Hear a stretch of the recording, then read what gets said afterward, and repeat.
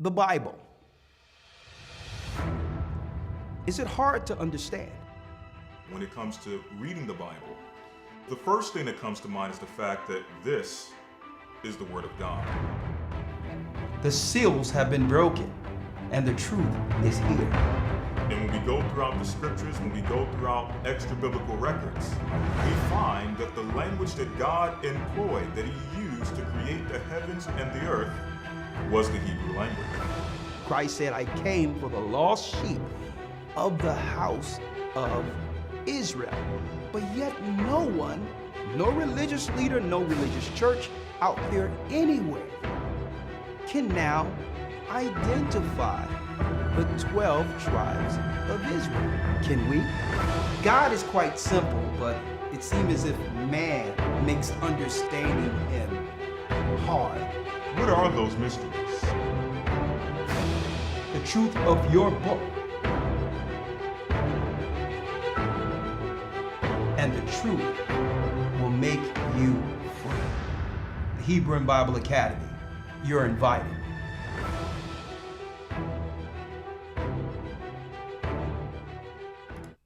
Blessings, blessings, blessings. I'm Elder Rawchaa, the Gathering of Christ Church. Let's go.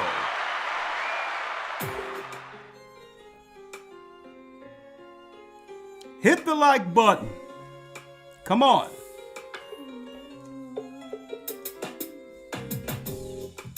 The East is where we're from. Fellow laborers in the name of Christ, come on in. Tribes of Israel. Come on.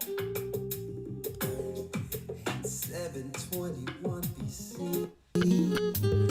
Hit the like button. Syrian king. Come on. He took us down, we fell. Blessings.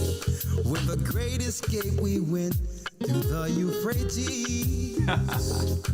The Lord held the water. The Lord held the water still. Come on. To a land where no mankind dwelt, we went. The 12 tribes of Israel. Come on. We're fighting the darkness. We're the light. Come on. Don't let them hold you down, brothers and sisters. Get the North American Indians. The highest gather in Israel. The Arabs and Africans Come on. told us. At gunpoint. Together our wives and children then sold us. Blessings, blessings, brothers and sisters. I'm the elder of the Gathering of Christ Church here. Blessings to my brothers and sisters throughout the four corners of the earth. Four corners of the earth. Yes, we have a special guest in the queue waiting on Zoom. Fellow laborer in Christ, Mr.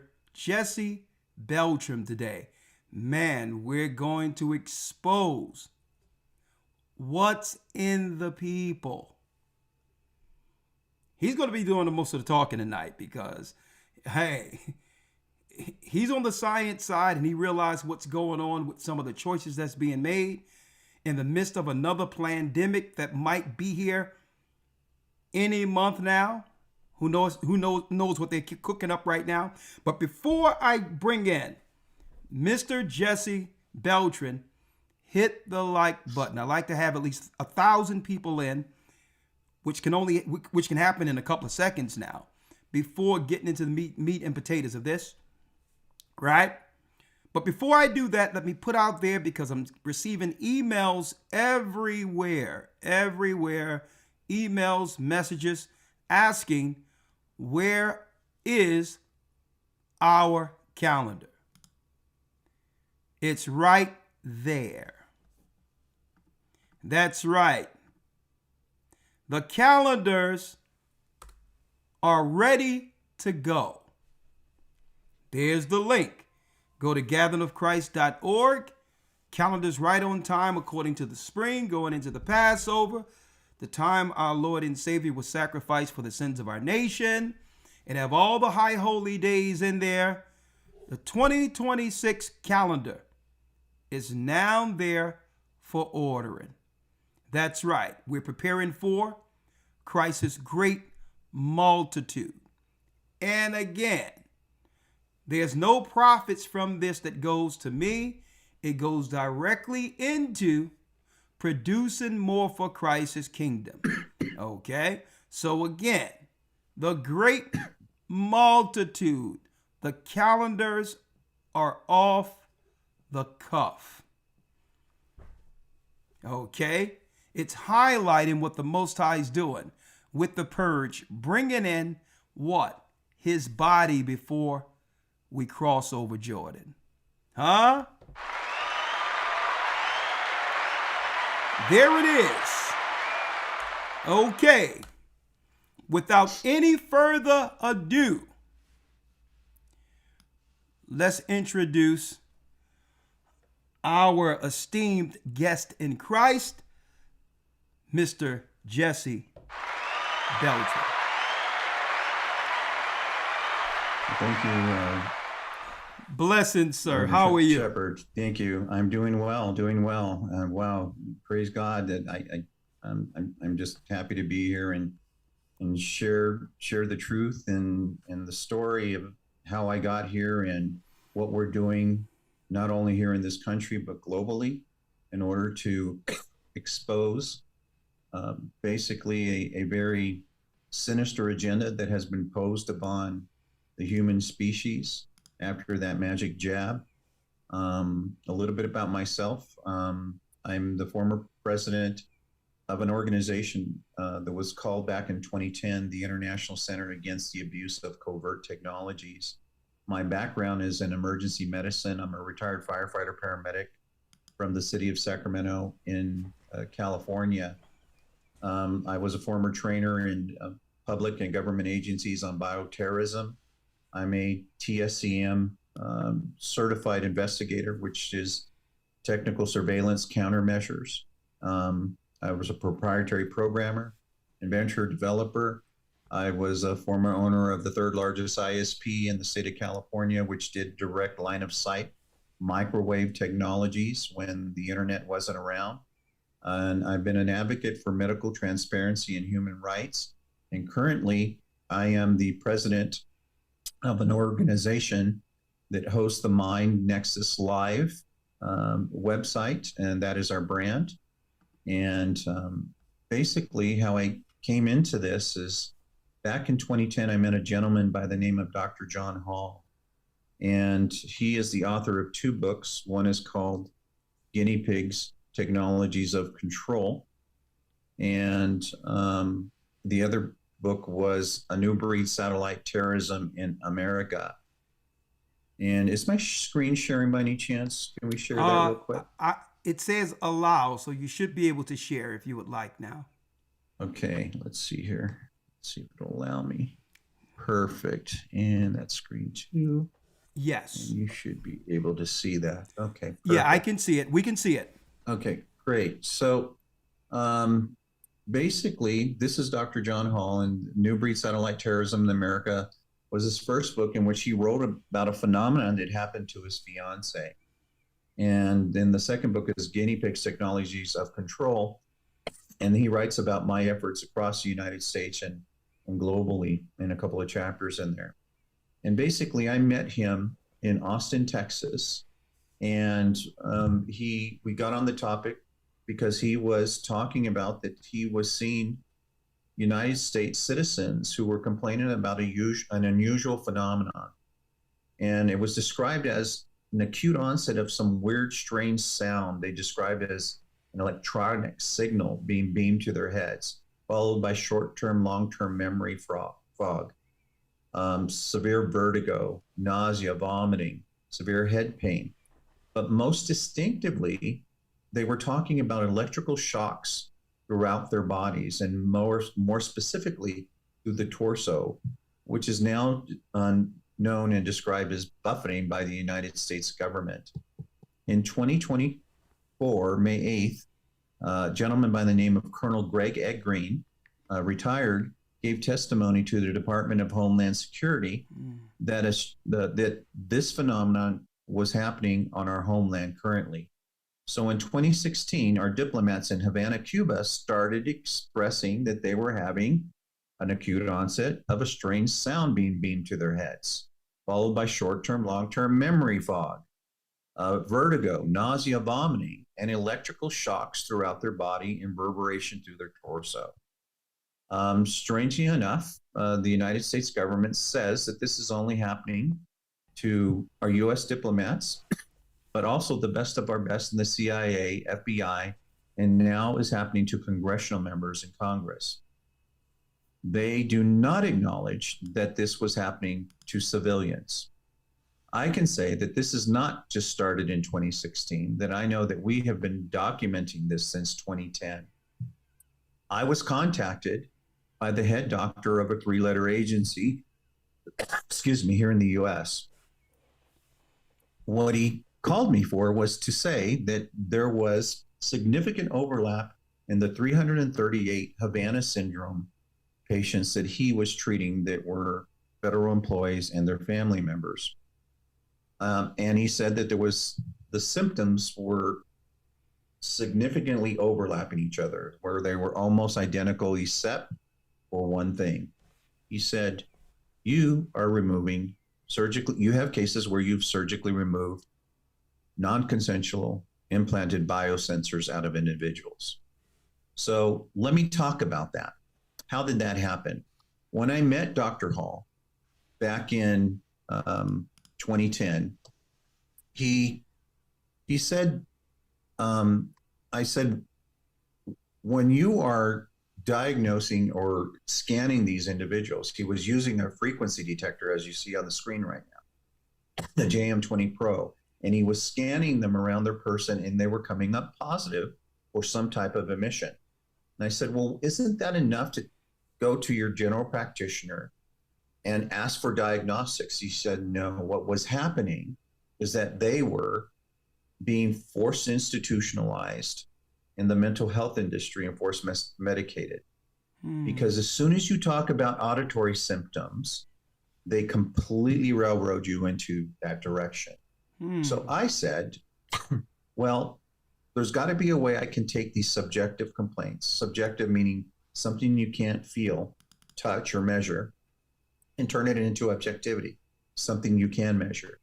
So I held a meeting in Sacramento, California in 2010, and I sent out flyers. I said, if you are suffering from these symptoms, please come and we would like to talk to you. Well, Doc, Mr. Beltran, real quick. So are you saying, because you are really throwing a lot of bombs out there right now, are you insinuating or saying that people were injected or had some type of sensor in their bodies without their permission? I am saying exactly that, and I'll tell you how we got to that.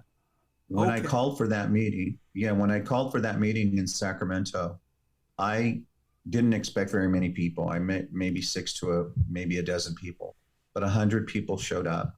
It was standing room only. And then I had each and every one stand up and tell me why they were there. In that group, there was a gentleman, a married couple by the name of John and Bonnie Kellerby. Dr. Hall asked me to talk to Mr. Kellerby one night because he was about to leave his wife because he thought she was crazy. So he called me and I spoke with him and I said, can you please just slow roll what your thought processes are right now? Come to this meeting and I think we can help you. And he stood up in the middle of that meeting. He was a very proud man. And he began to get very emotional. In fact, he was crying. He said, I was about to lose the love of my life because I thought she was crazy. And he said, after hearing each and every one of you stand up and talk about your experiences, I can no longer say that. So he stood by her through the whole journey, took her to every doctor, every professional that he could find help for, to help her. And what I started to do in that meeting, I said, now we're going to start testing everyone on a mass scale and in conjunction with surveys so we can get data to figure out who was most likely to be affected with this back in 2010. So what the data started to show, we held a meeting in Davis, California, at the University of Davis, and 300 people showed up to be tested, okay? What that data began to show is initially who was most likely to be affected by this were Caucasian females in their 40s, recently single, widowed, or divorced, highly educated, then Caucasian males, then African-American females, African-American males, Asians, Hispanics, and it dwindled down from there. That stayed consistent to the Midwest until we got to Chicago, where the criteria flipped. It was now African-Americans who were most likely to be afflicted by this, then Caucasians, and every subsection stood the same. That remained consistent all the way to the East Coast, except for one area, which was in the state of Virginia. I was invited by a group of military subcontractors because they heard of what I was doing, that I was doing preliminary RF scans in the field and testing. And I ended up testing about 100 there. And one of those cases are in court to this day. Now, it brought me to Europe. Now, what we were finding is, for whatever reason, we were finding these positive frequencies around very specific focal areas around the human body. And it wasn't random. And you can see these areas demarked by X's. So where we were detecting was right and left TMJ, the nasal dorsum, clavicles, the apex, the shoulders, upper abdomen, hips, knees, and posteriorly, meaning the back, the occipital portion of the head, the base of the neck, your right and left scapula, lower lumbar, and then the calves, okay? Now, I was invited to Europe by a government agency to test some of the employees in their embassy, and they were allowing me to use what was called an anechoic chamber. And in that anechoic, I'll show a description of what that looks like here. This is the anechoic chamber, okay? This is basically an environment that's designed to block out frequency spectrums.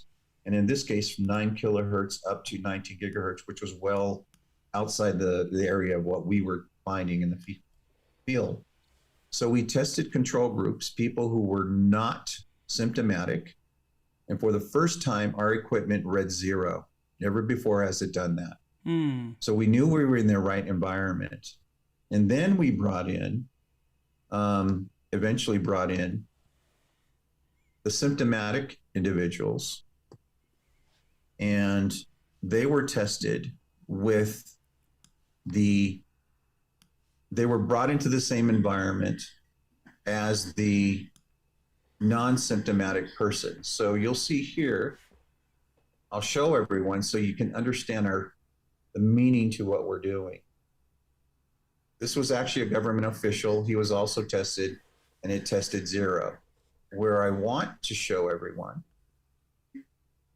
okay, this is a frequency detector, and you see it's reading 0. We're testing the TMJ area. This is what you would expect. Prior to COVID, it was not uncommon to test people who were not symptomatic, and we find no signals. So here's where we knew that everything changed for us. This gentleman here on the left of the screen is a symptomatic individual who tested positive in the field. And we're about to test this TMJ with the frequency detector. And lo and behold, we start detecting a frequency emission. Okay?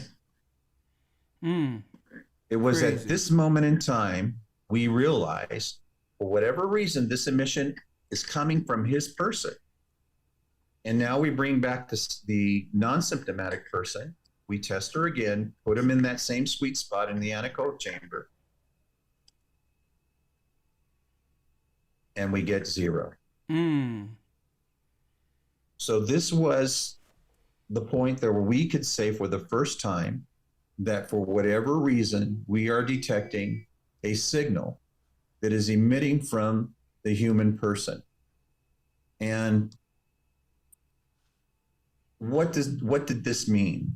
So eventually, what ended up happening is there's a case we can talk about. This is the Bonnie Kellerby case. Okay. She is the woman who was my initial client. That was Mr. Kellerby's wife, the gentleman that I said was about to divorce her because he thought she was crazy. What ended up happening is they surgically removed 3 biosensors. Now pull those up here, and I'll show everyone what we found. And let's see, I should be able to grab that. And it's not letting me drag it there. Okay. I'm going to see if I can share my other screen. This is here. There we go. Can you see that? It's still Are you saying seeing the images? Yeah, it's still seeing.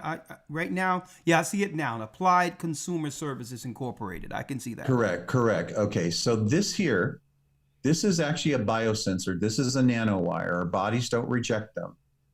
And Mrs. Kellerby had 3 of these removed from her person.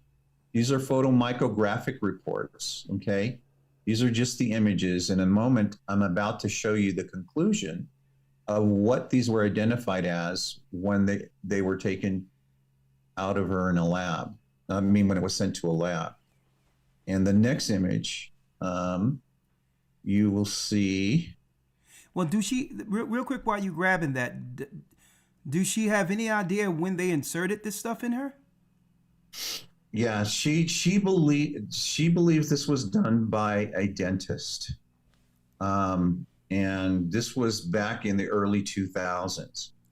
And you can see this report. It says in the conclusion, the advanced material composite of specimens illustrate various aspects of nanotechnology utilized in developing various sensor polymeric lattices. Well, Mr. Beltran, I think. Yes. Yeah, share your screen. Oh, it stopped sharing. Yeah, stop sharing. Can you put it back for us, please? Thank you.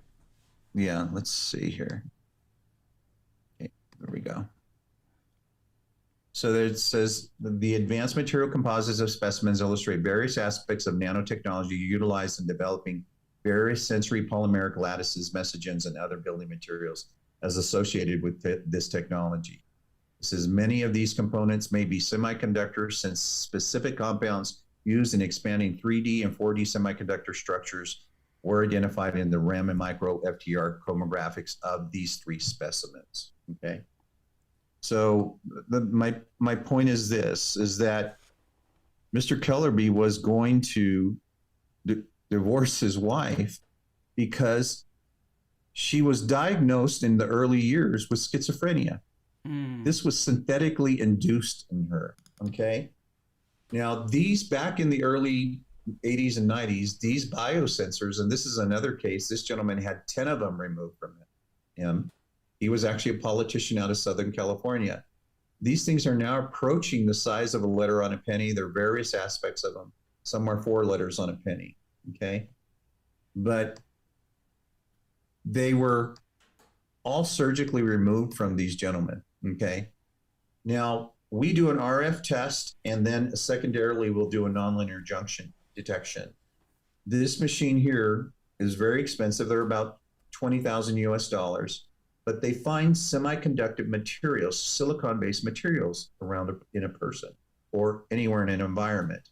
This is where my background as a TSEM investigator is. We utilize these to find listening devices, bugs, to assess whether or not someone is being surveilled, whether it's intentional or non-intentional, and help them find out where it's coming from.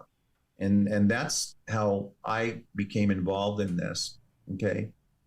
So where am I going with this? So, and this is what a nonlinear junction will find. It'll find semiconductive areas around a person or not.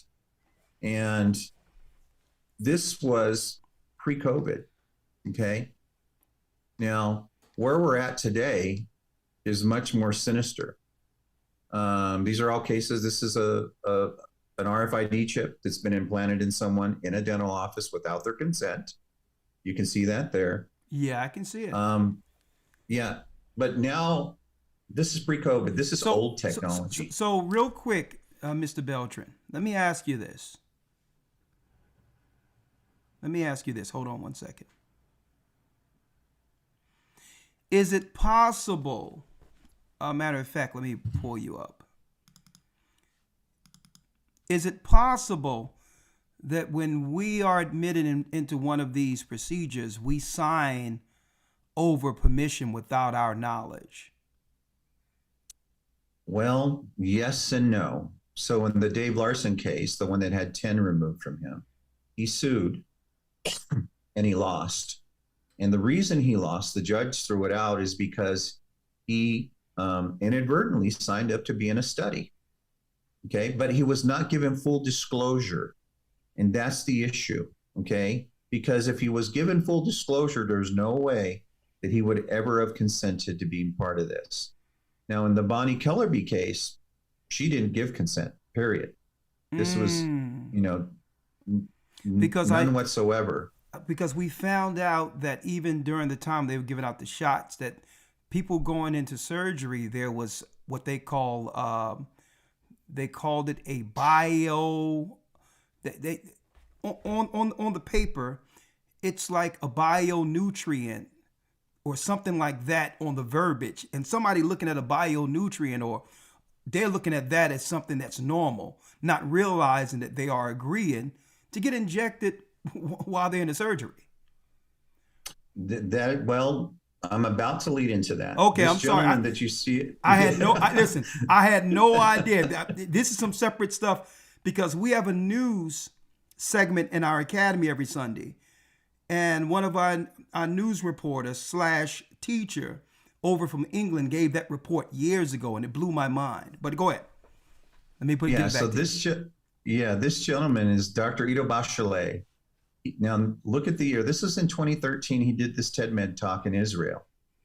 And what he is holding up is the 1 cc syringe that he just brought from his lab. And he tells everyone in the audience, he says, I just brought this syringe from my lab.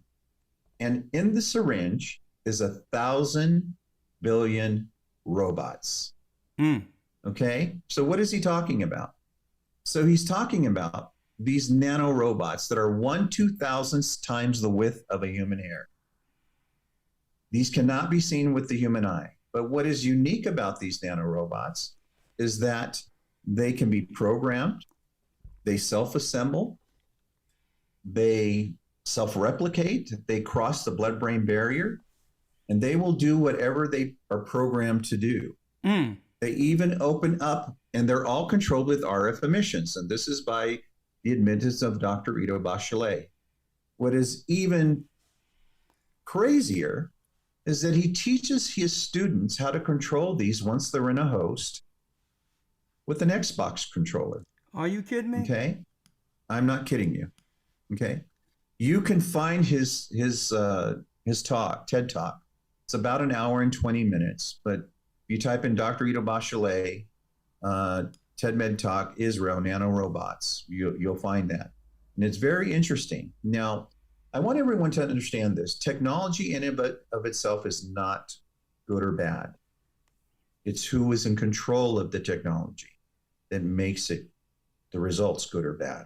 Okay? So here's where we're at. Now, we do retreats in order to bring high academic people into our environment so we can educate them about our work over the last 15 years, okay? I normally deal with people who are symptomatic. Now, recently at our recent retreat, most of the academics who were there knew what I did and they wanted to be tested. And I said, okay, well, I haven't really started testing the general population. Pre-COVID, I knew everyone came up negative, so I was expecting everyone to come up negative. And this is where everything changed, okay? Now, it changed because when I started testing these individuals who were non-symptomatic, they were all lighting up in the same way that the symptomatic people were. And I started, and it was very disturbing to me. And I'm like, what is going on? This has never been foreseen in the past decade and a half that I had been doing this, but something's changed. And so what I started to find that all of these individuals did light up in the same patterns that the symptomatic people, some less, some identical. And so I had a hypothesis at that time, and I said, is it possible that the people who are symptomatic are turned on and those who are not at this time are turned off? Okay. And we'll talk about why that's important. Now, this is a lidocaine derivative. This is the anesthetic that you get when you go to the dentist, or you have some type of, if you cut yourself, you have stitches, or you have surgery. This is very prevalent in the medical industry. Take a look at Dr. Ita Bachelet's nanorobots. And now the studies are showing that this nanotech is in the anesthetics, okay?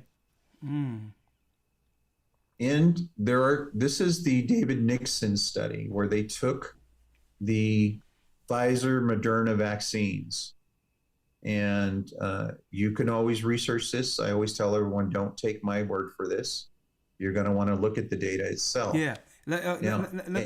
Let me put this out there, because for some reason they don't allow us on this side to say the V word. So if you can just say shots to preserve our channel, that would be a blessing. Will do.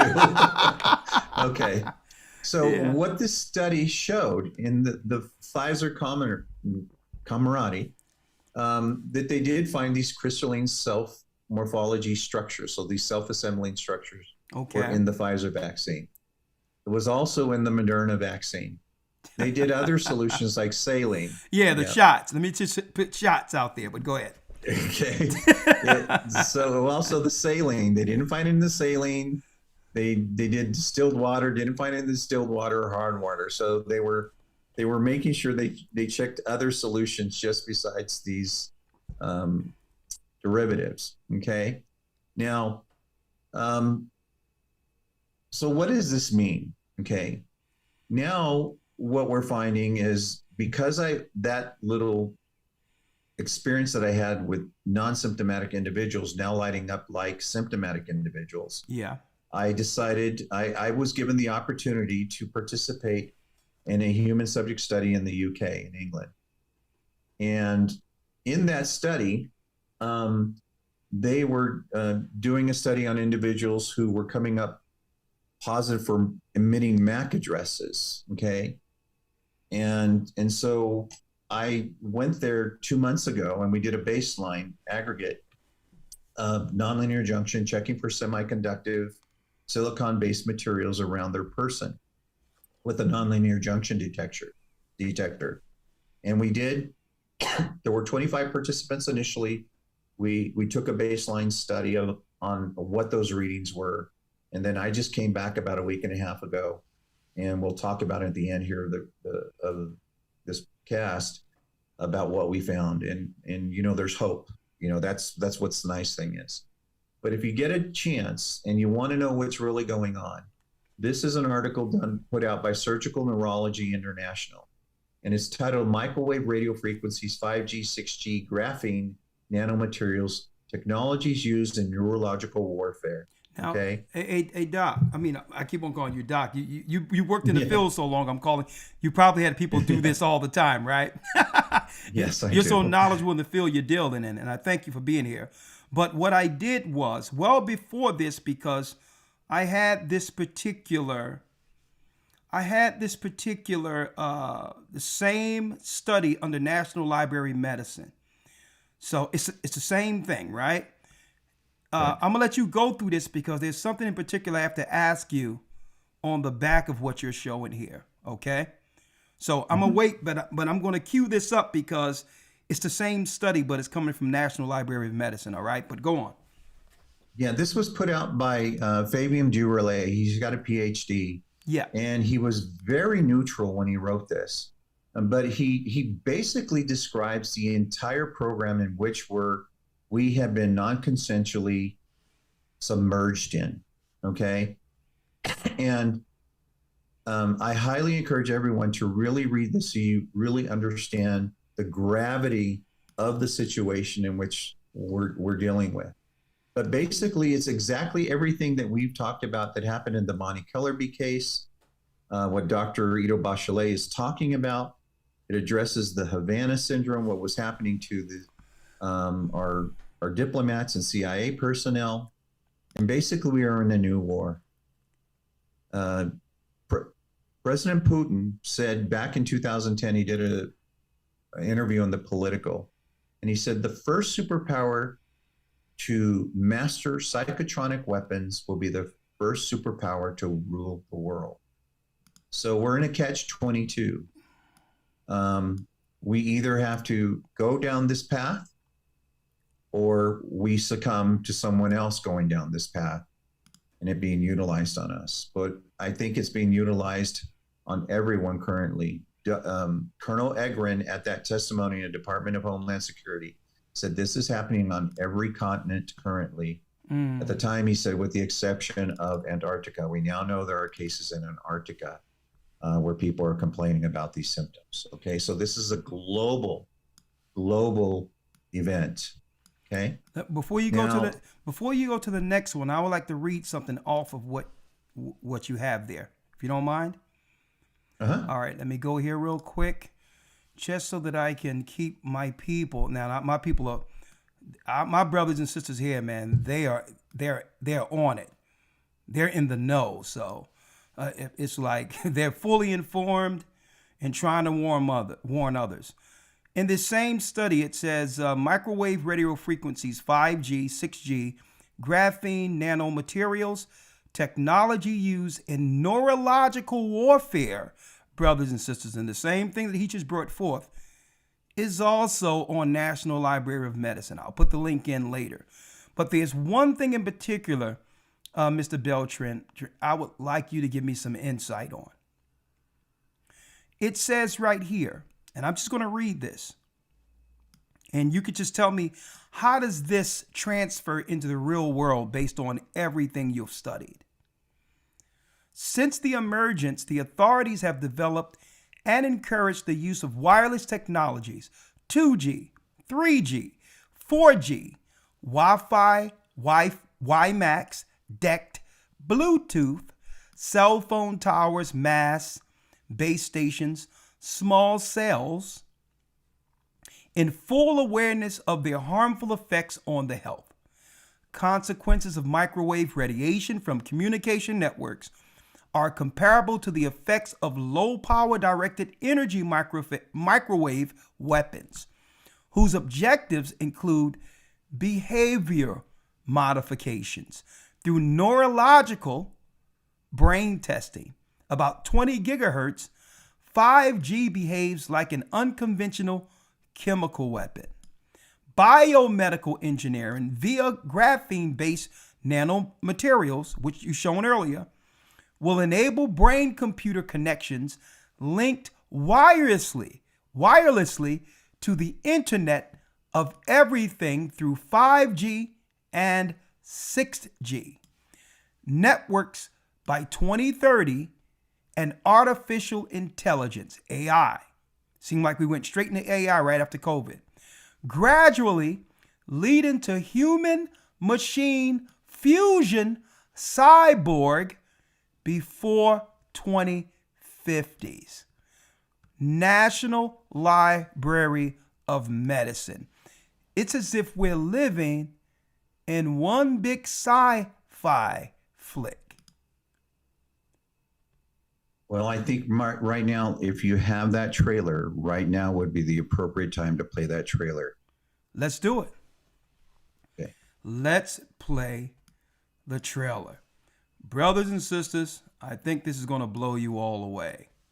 Because then we have to go into it, and we're going to give it back to you, Mr. Beltran, and you can let us know, what is your advice to get through this and finding out who's being utilized through antennas, and what does that mean for us, all right, who aren't controlled as of yet. Okay, let me pull that up real quick. It's a great time to pull it up. Let me pull that up now, and I'm gonna put it here so not only you can hear it, Jesse, Mr. Beltran, but also the audience. One moment. Let's see here.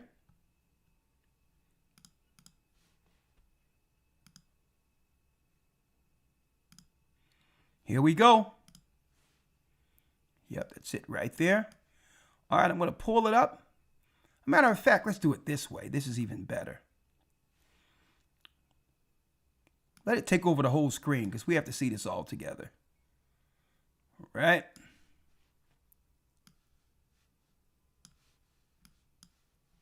One second.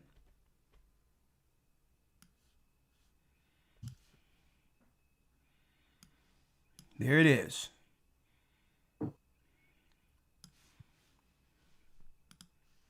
All right. And of course, this is your trailer, so you're giving us permission to do so. Yes. All right. All right, let's go. Studio display speakers. Brothers and sisters, check this out. The trailer. Let's go. This is Died Suddenly 2, Nano Sapiens. Die suddenly. Now, we did a viewing of it in our Patreon. So you have a second part, Died Suddenly 2. Yes, this is the new one that's going to be released. This is the trailer for the new release. Trailer for the new release, Died Suddenly Part 2.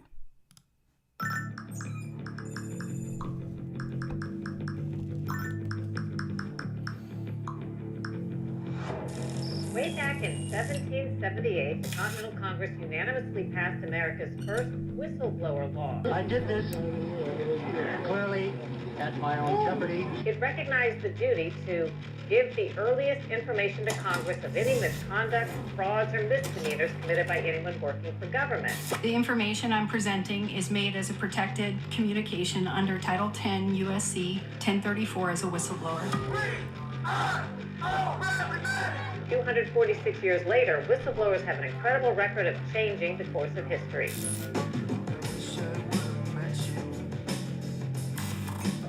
In late October of 2019, I was approached by leadership.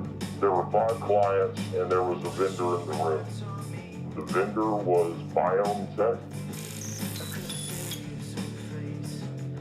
These are the notes that I took during the conversation of the meeting with the stakeholders for the contact tracing application. Took the fabric of my reality and just roughed it. I mean, it just made me question everything. Government is going to grant themselves powers unilaterally to create greater control over American society and global society. COVID is critical because this is what convinces people to accept, to legitimize upload complete total biometric surveillance. It's always the data. It's the crack cocaine of Silicon Valley. We are already living inside the architecture of totalitarianism. We need not just to monitor people, we need to monitor what's happening under their skin. I know my husband is not vaccinating people and putting a microchip in their arm because that technology doesn't even exist and he's never uttered the words out of his mouth, so. Microchips and tracking devices are embedded in the vaccine.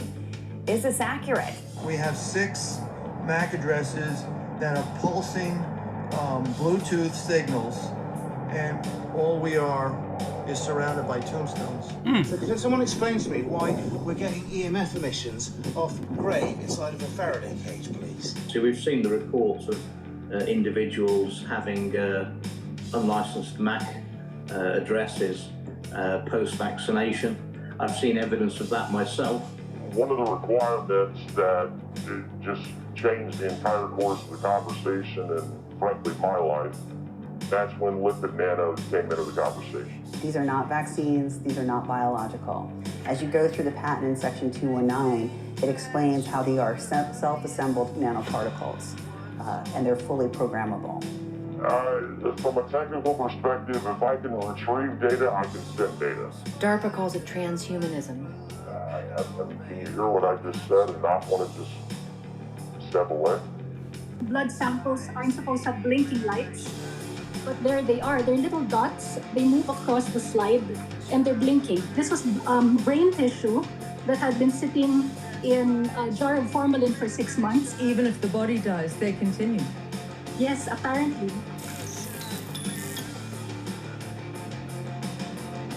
All of your biometric data, your location, your privacy, it's gone. If you took the vaccine, you are the router. You are a communication device.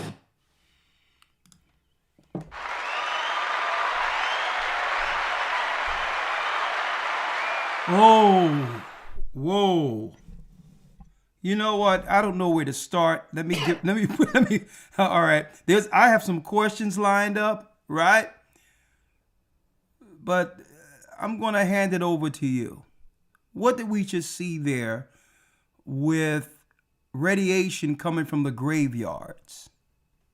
So this nanomaterial, you have a conglomeration of what's called optogenetics. What you're seeing is they're detecting MAC addresses from the graveyard in people who were buried underground. And when you saw the blinking light issue, that was brain material.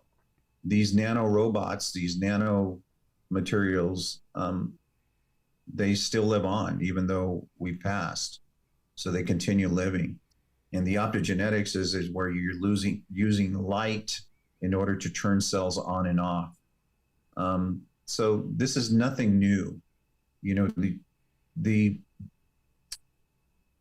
journey to try and master the human brain started in 1952 in the MK Ultra days. You had Ewan Cameron, who was a Canadian psychiatrist, who was funded by the US government in order to try and see if you can erase a human adult brain and re-imprint it with new memory sets. He would use things like shock therapy, long-term induced sleep through advanced drugs. And then he would do this thing called psychic driving, where they would put a helmet over someone's head and play themes over and over and over again, which is called the law of repetition. And he really messed people up. And there's still court cases going on to this very day regarding what Ewan Cameron did. So now let's bring it to where we are today. These individuals that I see are being attacked 24/7, 365 days a year, nonstop with RF emissions transmissions.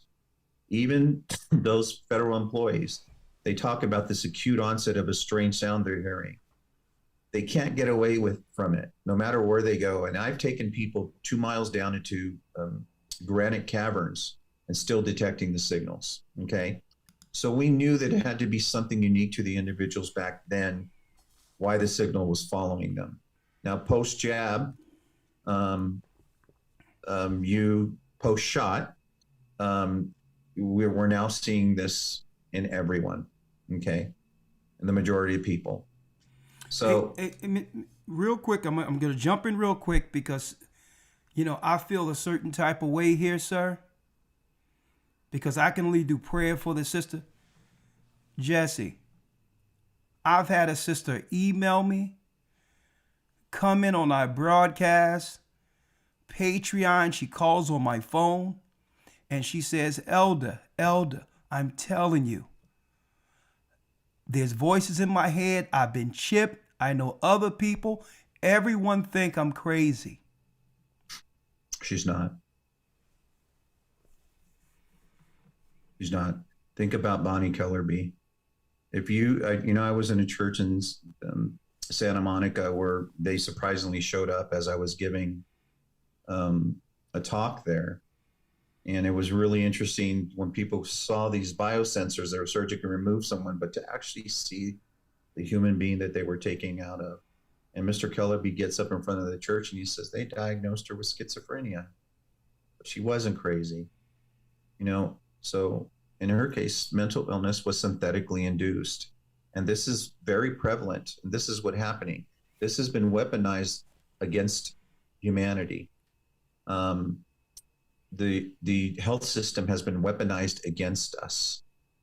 And there is a new term for God's creation, perfect creation, the human species, is now called Homo Borg Genesis, because we are no longer considered human if you have this in you, okay?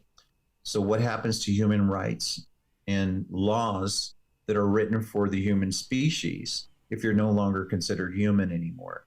You talk about GMOs, genetically modified crops. If you have a organic farmer over here and you have a GMO farmer here, and the wind blows and now impregnates his crop, guess what? He sues that farmer for intellectual property, because now that crop has now been converted to a GMO breed, that's his patent. That's their patent, okay? The same thing is happening with the human species now. If we're no longer considered human, we are now patentable, okay? Now here's where it gets really deep. When you talk about memory sets, remember what you and Cameron was doing, psychic driving. This is now psychic driving on steroids. We have documents which, you know, I could have shown earlier, but it's a New World Vistas reports on page 89. It's called Biological Processes. It was put together in November 8th of 1994 by the U.S. Air Force to keep us a superpower 50 years into the future. And in that, it talks about using RF emissions in order to manipulate the human biological system, including erase memory sets and imprint memory sets. Now, back in 1972, in Vacaville prison, they were experimenting on prisoners. And back then in 1972, and we have the documents to prove this, and this was put out by our U.S. Senate they did a study on behavior modification in humans. But unfortunately, prisoners are susceptible to this type of non-consensual experimentation, as well as the mental health industry, because they are considered the lowest of society and no one's going to listen to them. Okay. But in that report, they were already in 1972 able to remotely read your biologics, through telemetry. So your body temperature, your respirations, your heart rate, all of these measurements remotely, including reading thoughts. Okay. There was a study done recently where they took 8 individuals, erased their memory sets and imprinted memory sets of these make-believe 8 Disney characters that never existed. They took them to Disneyland, put these people in these costumes, and every one of these individuals believed that these were Disney characters. You couldn't convince them because it was now their memories, okay? And no matter what, nothing you say would convince them otherwise. So this is why I truly believe that this is the mark of the beast, okay? Think about what is happening. If we don't stand up and fight this, and you're going to be shocked what I'm about to say after this, if we don't stand up and fight this, our children, our great-grandchildren, our genealogies to come will never have cognitive freedom. They will never have the ability of free thinking. They will not be able to use God's gift of the creativity or ingenuity that he's given us. You know, we've been made perfect in his image. They are trying to make an AI God. And Elon Musk said this, that we are making an AI God. You just heard that trailer, and all of those are legitimate testimonies. These are whistleblowers that are coming forth. If you have this in that you are now going to be included into the Internet of Things. They want to be able to control everything. Now, what kind of powerful weapon is it if they can erase your memory sets and imprint them? Currently in Iran, do you know that there's a big convergence to Christianity? They are seeing and hearing Jesus. But in Desert Storm, we were transmitting the voice of Allah to our enemies, and they were giving up in droves, okay? And because Allah, we transmitted in Allah's voice to lay down your arms and surrender, okay? So this is let me ask this. Let me ask this, because like I said, you be throwing nukes after nukes, and I can spend 15 to 20 minutes off of one subset of what you're bringing forth. Let me just go back to the sister, and we're going to bring it up into this time, right? She been crying out for years, Elder, please, there's something in me. I need to get it out of me. So she's probably looking right now. She'll probably call tonight. Can she get this out of her And if so, how? Okay. Well, that's a great question. So it depends. If you are one of the lucky ones pre-shot who has something that can be identified on a medical image, like CT scan, X-ray, MRI, or ultrasound, Yeah, you're lucky because that could be surgically removed. Okay, but she didn't get the stuff. She's just been following the church for a long time. She knew not to get that. But she's been dealing with an implant in her that she's been telling people for years, and everyone thinks she's crazy. Even before the pandemic, she was telling me this. Yeah. So if that is the phenomenon that she's experienced, there's a good probability that maybe we could identify something of a large enough size if it was pre-pandemic. Now, post-pandemic, it's a totally different story. Okay. But I said I'm gonna ask this question prior to what my previous discussion was about. Yeah. If I were to ask each and every one of you, is this legal? What do you think most of your followers would say? That it's illegal. It's illegal. Well, unfortunately, it is currently legal. Under the 21st Century Cures Act that was sold to us under the opioid epidemic crisis, they hit and this was back in 2016, they hit a little section called Section 3024 in it. And under Section 3024, it said it is legal to non-consensually experiment on a U.S. citizen as long as it doesn't exceed minimal risk criteria. So then the next common sense question is, what is minimal risk?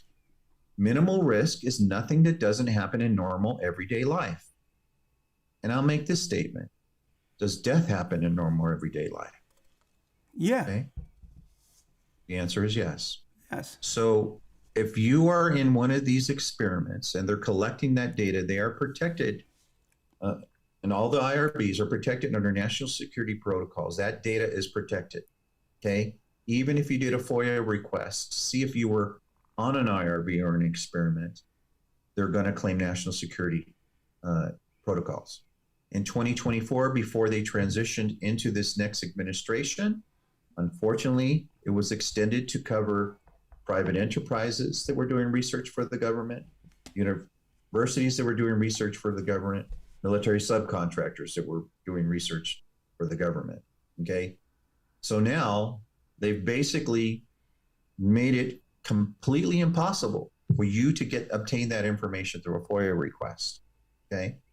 So currently, and so we have a URL called stop3024.com asking for everyone to sign that. We want to get 1 million signatures if we can.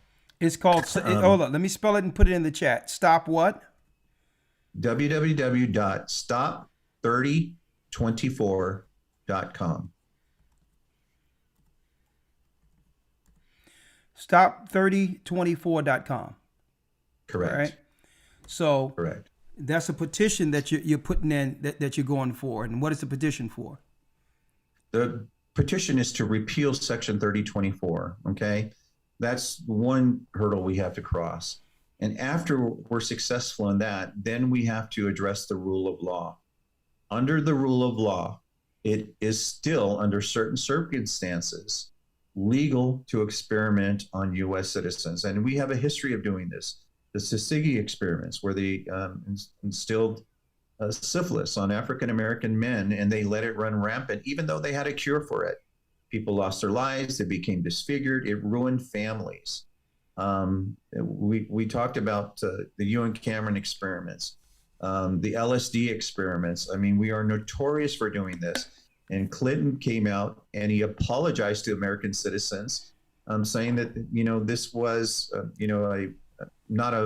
this was a shameful moment in U.S. history. What about, but all they did was give us sorry, and sorry doesn't cut it. What about the UK? People need to be held accountable. Do they have a similar law in the UK? You haven't looked into that? No, I haven't looked into the UK. All I did was recently participate in that study. And you were asking a question about what can be done. What can be done? And I'm going to share my screen again. All right, let me give you the main screen. I'm going to give you the main screen so you can do that. Okay. We have it. Let's see here.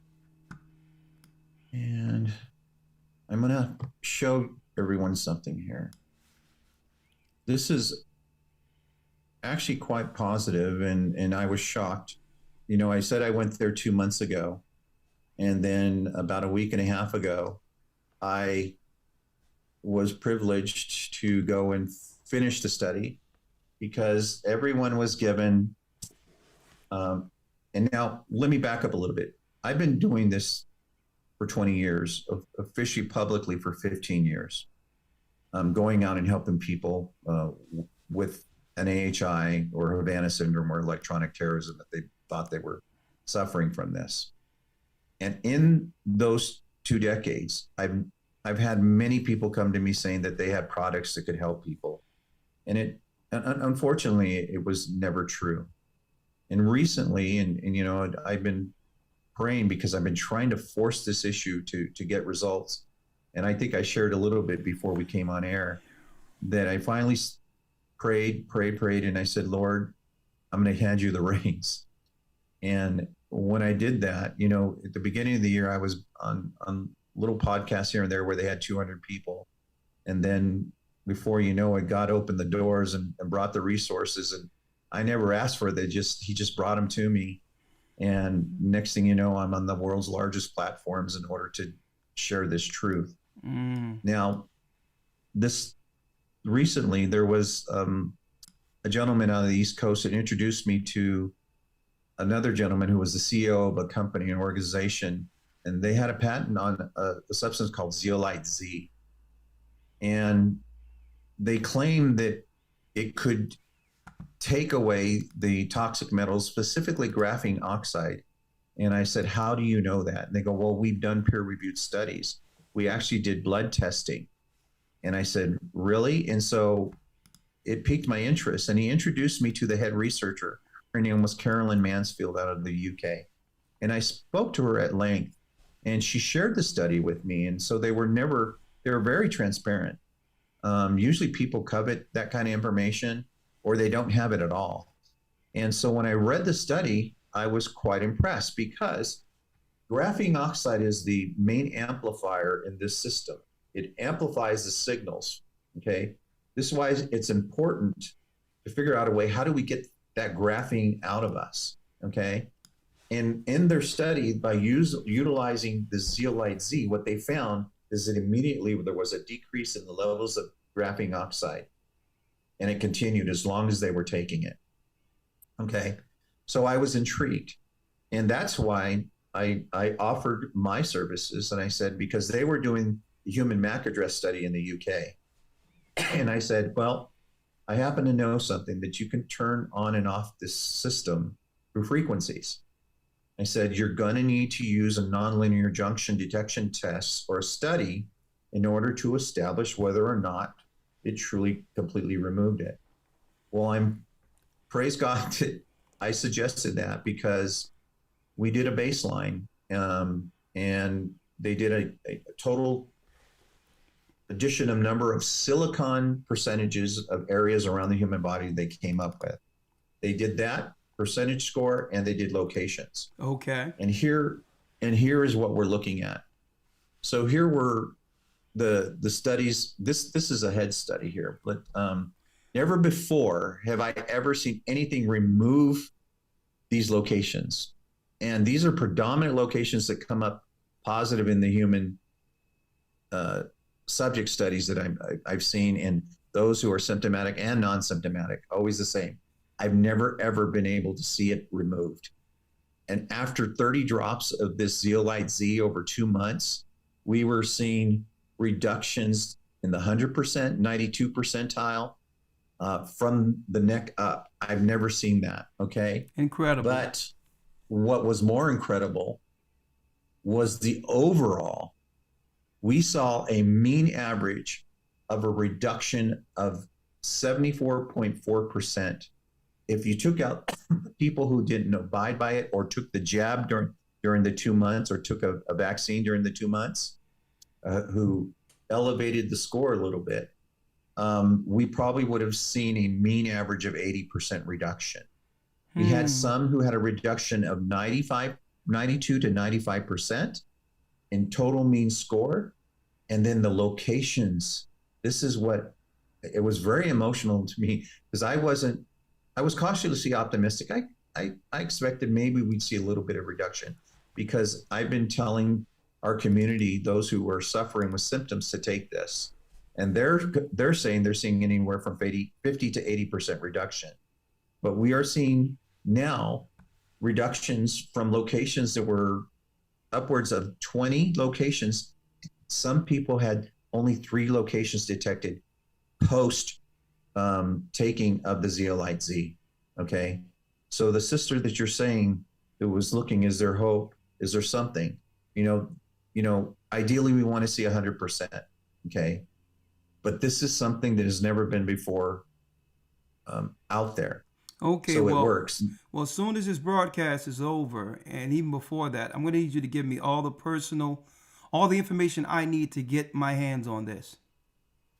Yes. For those who need help. Yeah, and there is a let me see if I can pull up show you. Now, and after this, I have a few more questions lined up because I know they're interested in.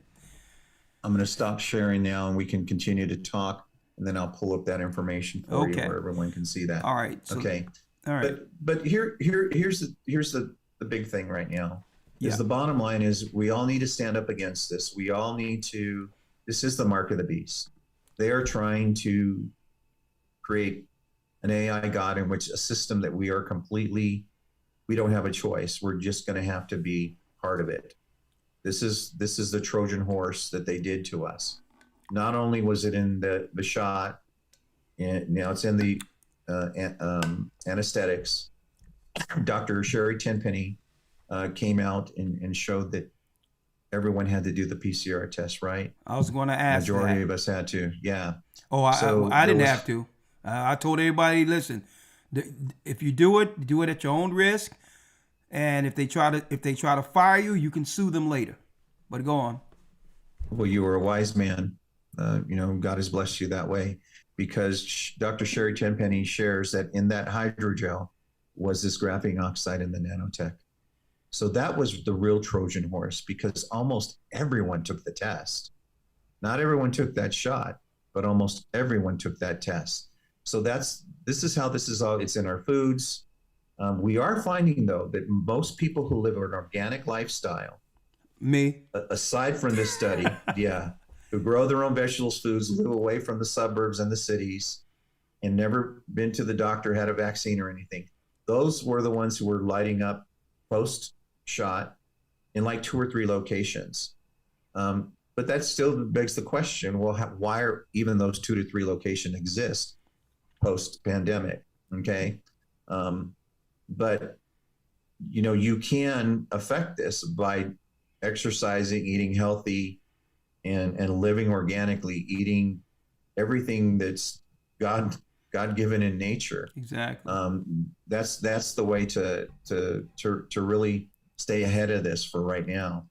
But ultimately, I think we're going to have to come up, because remember, Dr. Ida Bachelet talks about how you can program these. I work with a very talented group of programmers right now, and we're about 95% there. As long as we can figure out a legal way to figure out the protocol without violating any laws, we strongly believe that we can come up with a mechanism to make this stuff inert.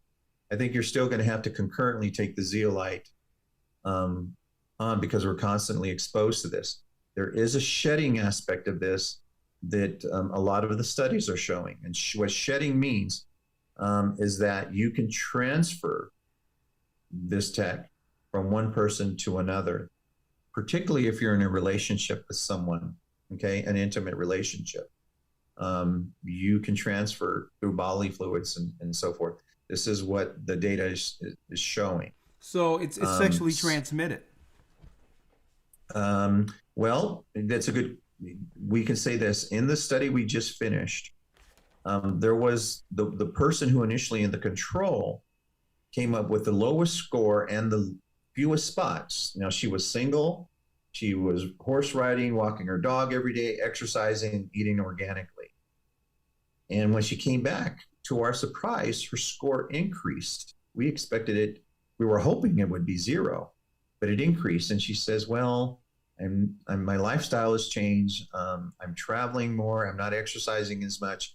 And I'm in a new relationship. Okay. And we asked, did he take any of the vaccines or flu shots? And he had taken 2 flu shots. Another participant took the vaccine. So those were the only 2 whose scores increased. So she's in an intimate relationship with this gentleman. And so, she's being, Dr. Edith Bachelet said in the syringe, there's 1,000 billion robots. Well, each time she's intimate with this person, particularly for the females, our hypothesis is that you're getting basically a full shot. And so this is why we believe that her score is increased. Okay? Interesting. So there is this shedding So effect. then, especially I'm speaking about the saints right now. So we have to be careful about just getting in relationships, finding people, right, outside of the know when you protected your body during this whole time. And you may meet a new person not realizing, you know what I mean, they're biologically tainted and haven't cleansed themselves from the stuff. So we talked about that. These are new beings that's coming through. It's the time of the Nephilim, where 2 people who look normal are bringing forth a child, but that child is something else, right? But go on. You're absolutely spot on. And so these are the things, the new paradigm shift. It's right now, I don't think there's any one of us that has a choice anymore. We have to stand up against this. We have to stand up and fight this. Because remember, we are no longer a human species if you have this in you. And it's appearing like the majority of people have this in it. We're trying to do a study and find a homogenous society who we can test. And if they start coming up positive, then we know that it's being sprayed upon us in the air, or it's probably in our water. Hey, you probably have to go and go and see if you can barter with the Amish. Let me. That's exactly who we're trying to do it with. That's exactly what we're trying to do. For real. All right. I was about to say, but let me go over these few questions real quick because I want to get real down to the nitty gritty now. Right? Just so because people just came in late, I just want you to, if you can ask a few of this. We have Mr. Jesse Beltran for those who came in late. I need to ask, people probably want to know, what is Havana syndrome? Mm-hmm.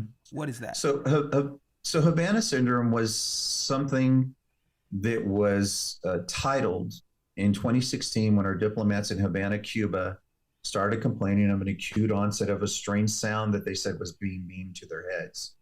And it was followed by short-term, long-term memory loss, brain fog, severe vertigo, nausea, vomiting, severe head pain, and more specifically, electrical shocks to the extremities, but more specifically the torso, which is known as buffeting, okay? And it is not uncommon for this strange sound, which they liken to an electronic cricket sound, cicada. Cicada comes to mind. And in a lot of these circumstances, these strange sounds turn to voices, okay? You can't get away from it no matter where you go. It doesn't matter where you go on the globe. I have people that leave the country and then they call me and they say, it's still following me and the attacks are still happening. So the bottom line is that, no matter where you're at, no matter where you go, even Bill Gates says with his 64 satellites, he can cover every aspect of this planet. So there's nowhere to hide anymore because this is satellite-based, integrated with ground-based networks. And this is how we're all being affected by it. So remember, you're lucky if you're not symptomatic, but the odds are, the likelihood is if you get tested, you're probably going to come up positive because of the shedding effect and because we're constantly being exposed to it. for you ladies out there, you think about your makeups, all of your makeup that you're buying. It's being marketed with a new delivery system called nanotech. Okay. You know, pay close attention. Even the foods you buy, you can read the ingredients. You're going to start to see a lot of this nanotech is in there. So this is why we go. The first line of defense is knowing your true self, your God-given identity, your inner voice. Know what your moral compass is, and being educated and aware. That is the first primary defense that you have. The next thing you can do, and you know, I never thought in the 20 years that I've been researching this phenomenon that I would recommend that you get on the Zeolite Z as soon as possible. What we found and what we were giving is 30 drops per person. And in the 2 months, we saw that dramatic decrease. The bottle itself, when you look at it, there's a company that's called MasterPeace. If you go to mindnexuslive.com, which is our website. What is it? You can Mind, MINDNEXUS, live, LI. Mind exclusive? Nexus. Nexus? NexusLive.com. Okay, I'm going there now. Okay, I'm there. And we can get and then you go to at the hamburger, that little hamburger up on the top right, you can find the MasterPeace product. Okay. And okay, I'm at Mind Nexus. It says proof that can't be ignored. Correct. So where do I go after and that? And then go to the hamburger up in the top right corner. I'm there. Okay, and go to the MasterPeace product. MasterPeace supplement, right? Correct. That's it right there? Yep, and then it'll take you to the MasterPeace, but go to, just for, so your audience can see, go to order your MasterPeace today. Okay, I see MasterPeace. And this is the stuff right here? That's it. Okay, I have it. I'm going to order this almost immediately. All right, and I'm going to make sure I put it. We're going to, AC, make sure I'm going to give it to you to put in the description for this video. Okay? So that those who see the video can have access to it at any time. I mean, we have a lot of people in right now. Let me ask you this question, because I've noticed coming out of COVID, some anomalistic behavior, unexplained aggression, right? People that are flying off the handle with all types of behavior issues for the menial thing, for some of the most smallest things that can't be explained. It's as if they're someone else, right? Right. Mm-hmm. Do you think that what we came out of was a key contributor to that? I absolutely do. And I'm going to share a couple of stories, and they're horrific. There's a gentleman by the name of Aaron Alexis. He was a U.S. soldier and African-American. And he contacted me and he says, hey, I hear you can help me with this. And this is what I'm experiencing. And I said to him, yes, I can help you, but this is not a quick fix. This is a long journey. I can help you gather the data if this is what's the phenomenon that's happening to you. And I thought he was going to go along with the program. And the following week, he went and killed 12 people at the Navy Yard. And in the butt of his rifle, he wrote, this is he inscribed ELF, extremely low frequency, in the butt of the rifle that he used. Okay. Another gentleman, he was an African-American attorney out of Florida. His name was Myron May. He contacted me and he said the same thing. I hear you can help me. And I said the same thing. Yes, but it's going to be a long journey. I can help you. If this is a phenomenon, I can help you gather the data. And he says to me, and he goes, no, I ain't got time for this. I've got bigger fish to fry. I thought he was going to go and sue someone, but he went to the university's research department and he killed people there. Okay. Or you probably want to, when people come to ask you, can they come help you? You probably want to have some law enforcement on standby, at least. Well, something. God is my shield. You know, I shared a story with you, my testimony, and I don't know if you want me to share that with everyone. No, go on. As to why I believe. Hey, go on. Yeah, okay. The floor is yours. Yeah. Okay. So when I was 5.5 years old, I had a tonsillectomy. And, I was raised Catholic at the time. And I was always taught that we were special because we had free will. But my parents picked me up at the hospital. The doctor said, just feed him ice cream. And I was like, yay, I get to have ice cream as long as I stay quiet. And so I went to bed that night, and I woke up in the morning. And when I awoke, my bed sheets were completely covered in red. The only part that was white was where my little body lay. And this scared me. And I yelled for my mother. And as soon as I did that, I began to hemorrhage. It was like a fire hose, and it nonstop. And my parents came. I saw the look of fear on their faces. They wrapped me up in a blanket, took me to the back of the house in the bathroom, hoping it would stop. It didn't. My dad continued to wrap me in that blanket. I hemorrhaged in it. He ran. He had a 57 Chevy, and he put me on the floorboard as I began to hemorrhage. My mother called the hospital and told them that they were on their way. My dad blew every red light.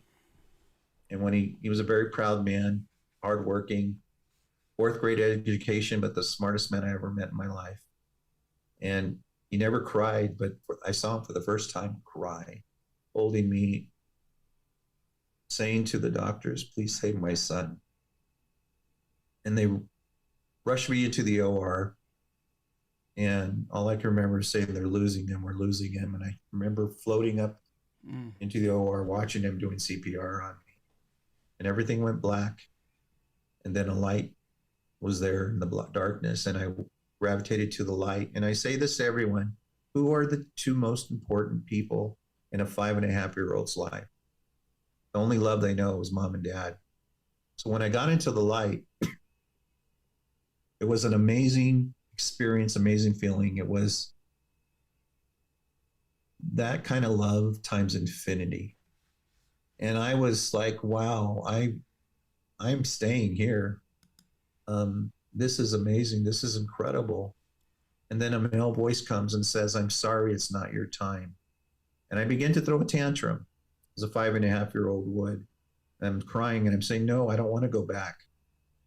No, I didn't want to go back to mom and dad. This was just that much more intense, more beautiful, so perfect, infinitely perfect. And then the voice says to me again, a male voice says to me, I'm sorry, it's not your time. And then I begin to fall.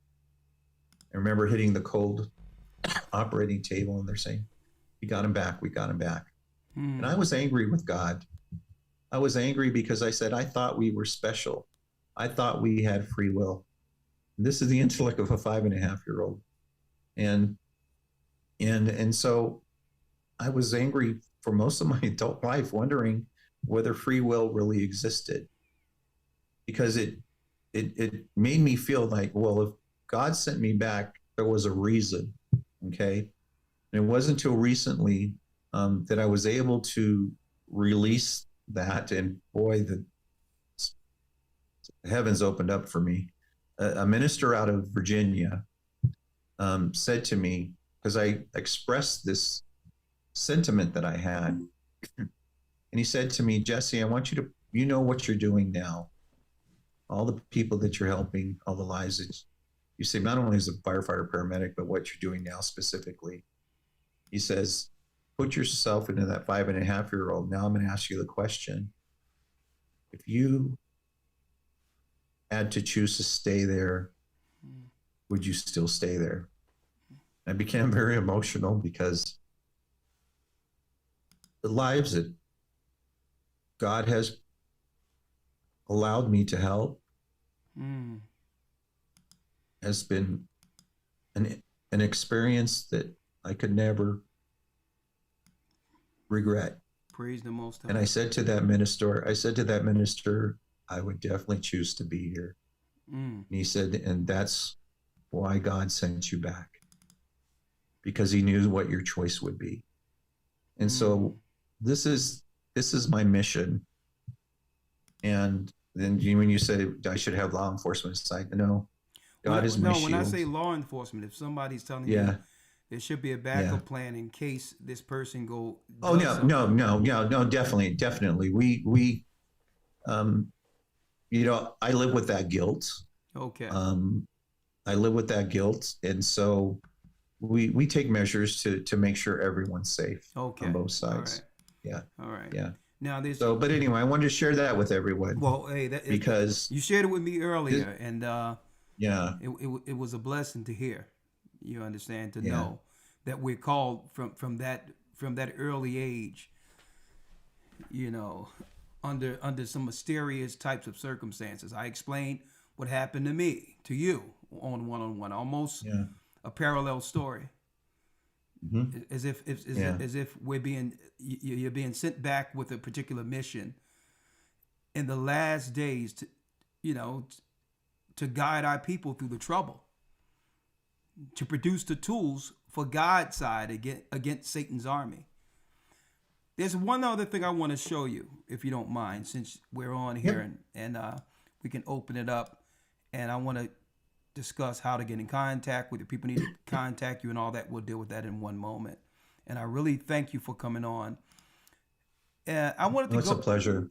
Man, the pleasure is all ours. Your family. They were foreshadowing this time or seeding us through predictive programming through Hollywood for years. You know, Hollywood, the ancient Canaanite, Babylonian priesthood is what it is. And they was telling us that these things were going to happen. Years ago, I think it's Kurt Russell, They Live, where some guys, I don't know if you know the story, they're out in Antarctica in the ice, and there's this one person taking everyone out, and no one knows who it is, because they all look the same on the outside. They're like the buddies you came in with. But someone has a tainted blood that's taking people out, right? So we get to a point where Kurt Russell has everyone tied down with a flamethrower to test the blood to see who's the enemy within, right? As if there would be some alien agent that would invade the beings of humans and become a Manchurian, a literal in our time, Manchurian candidate to take people out, right? So let me play a little bit of this real quick. This is Kurt Russell testing people now, trying to figure out who's the enemy amongst us. And tell me, once I'm two clips, what does this mean for us who are believers based on your perspective? All right? In protecting ourselves.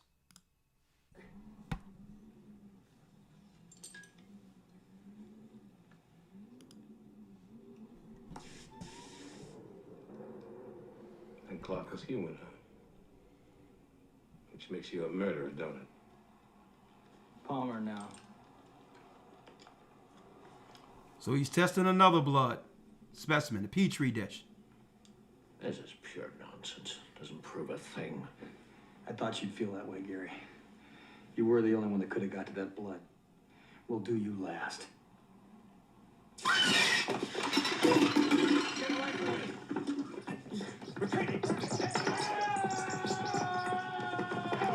And when you look at the blood began to move by itself. I told you, I spoke to you that we did a viewing through Patreon here with the Gathering of Christ Church with our Patreon members. On your first video, the one where it says, what is gone suddenly or died suddenly, right? Died suddenly. Yeah. We did a viewing and we noticed, because I had someone that works as a mortician in Washington, D.C., and they were sending me video of coagulated blood that was being taken out of people that so happened to be in your particular video, I believe, where the blood was being tested, and it's as if the blood was moving by itself with these nanoparticles that was causing clots in people, right? So, and then I thought about this movie where this blood have a life of itself. Like, okay, how would they be able to affect so many people in the earth blood systems? How would they be able to do this unless there was something that they would roll out where it would be what? Required to take something, right? Now, one more. A few years ago, The Walking Dead. right? And we also view this on Patreon, Mr. Beltran, right? The Walking Dead, and out of nowhere on your Died Suddenly Part 2, you're showing readings from the graveyard. But I showed this years ago during the pandemic, where they told people, the CDC in The Walking Dead told the people that everyone is infected. Well, how would the CDC know? Could it be something they were urging people to take? Listen to this, folks.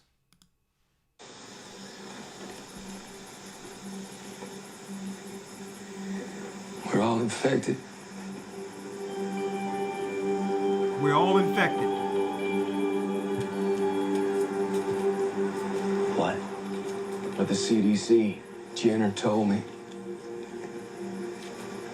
Whatever it is, we all carry it. Whatever it is, we all carry it. Now let's bring this around full circle to you being invited within this broadcast today. And what we've been teaching for years, even before we ran into you, Jesse Beltran. And in the midst of all this, we went directly into the Bible, the first stage that leads to the mark of the beast. Revelation 9, where it stated, "And the fifth angel sounded, and I saw a star fall from heaven and unto the earth, and to him was given the key of the bottomless pit. And he opened up the bottomless pit, and there arose a smoke out of the pit, as a smoke of a great furnace. And the sun and the air were darkened by reason of the smoke of the pit. And there came out of the smoke locusts upon the earth, and unto them was given power, as the scorpions of the earth have power." Well, how does the scorpion of the earth have power? 5. But they couldn't hurt, the fourth verse, they could not hurt those who had the seal of God. Because those who have the seal of God have the faith in Christ to know that the mark of the beast will soon be instituted, and we are not to take anything they're urging us to take under any circumstances. 5. And to them it was given that they should not kill them, but they should be tormented 5 months in their torment. Listen to this. So people are walking dead, tormented with all these side effects and all that, but haven't hit the grave yet. And was as the torment of a scorpion when he striketh a man.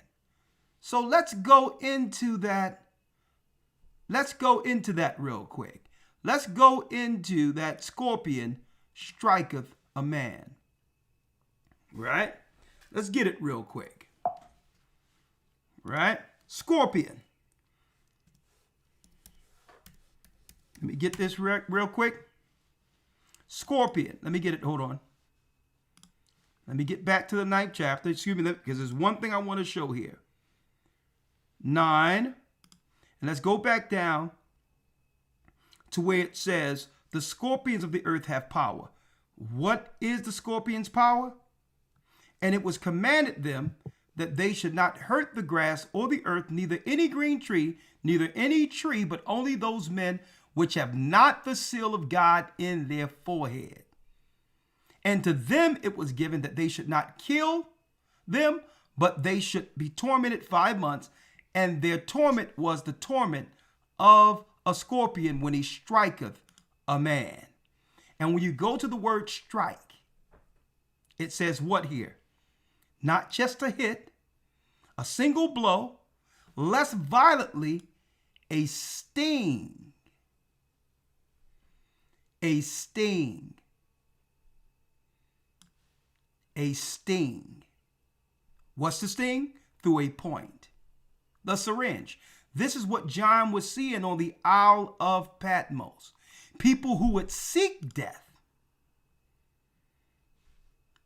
Listen, in those days shall men seek death, which is what? They're dealing with a low quality of life. side effects, everything else, and desire to die, and death shall flee from them. And it goes all the way down about the sting, about what? And they have tails like unto a scorpion. And listen, and there were stings in their tails. Listen to this. Sting. Listen what it says, Mr. Beltran. A sting. Poison. A poison that would come from, listen to this, Mr. Beltran, a prick. A sting. Now, when you go into the book of Jubilees, it talks about the 90% of the spirits of the Nephilim that were bound until the Most High will let them loose at the very end at the river Euphrates, right here. So all the spirits that wanted to destroy Noah's sons have been loose. And that's why there's anomalous behaviors, people, high criminality, unexplained aggression, mental illnesses. They're all loosed again. And all these doctors, Fauci's and all this, these high magicians have found a way to give the people hosts. And the only way through this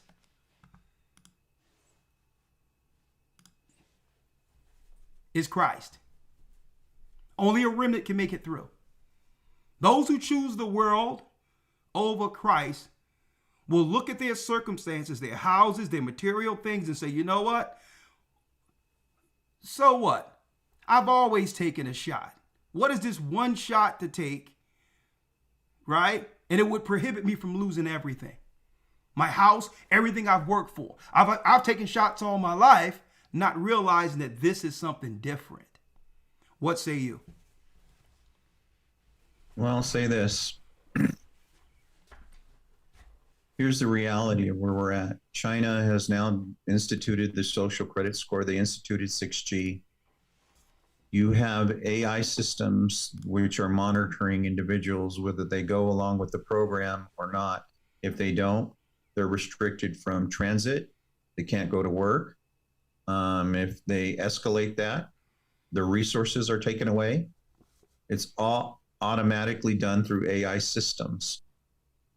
When they turn on 6G here, and you know California is about to do this, yeah,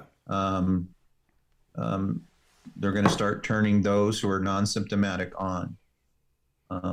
This is going to be slavery unlike anything we've ever seen in the human experience or existence. So what is that going to look like when they turn 6G on? And the people they haven't turned on now, what would these people do? What would they be doing in society now that we could recognize it? Well, they're trying to get rid of the monetary system now and going to a digital currency. That once they do that, that's absolute control, the digital ID system. But what would that, what's saying the 6G radiation, the frequency, and they turning people on, what would that be? What would that look like? You're not going to be able to see it.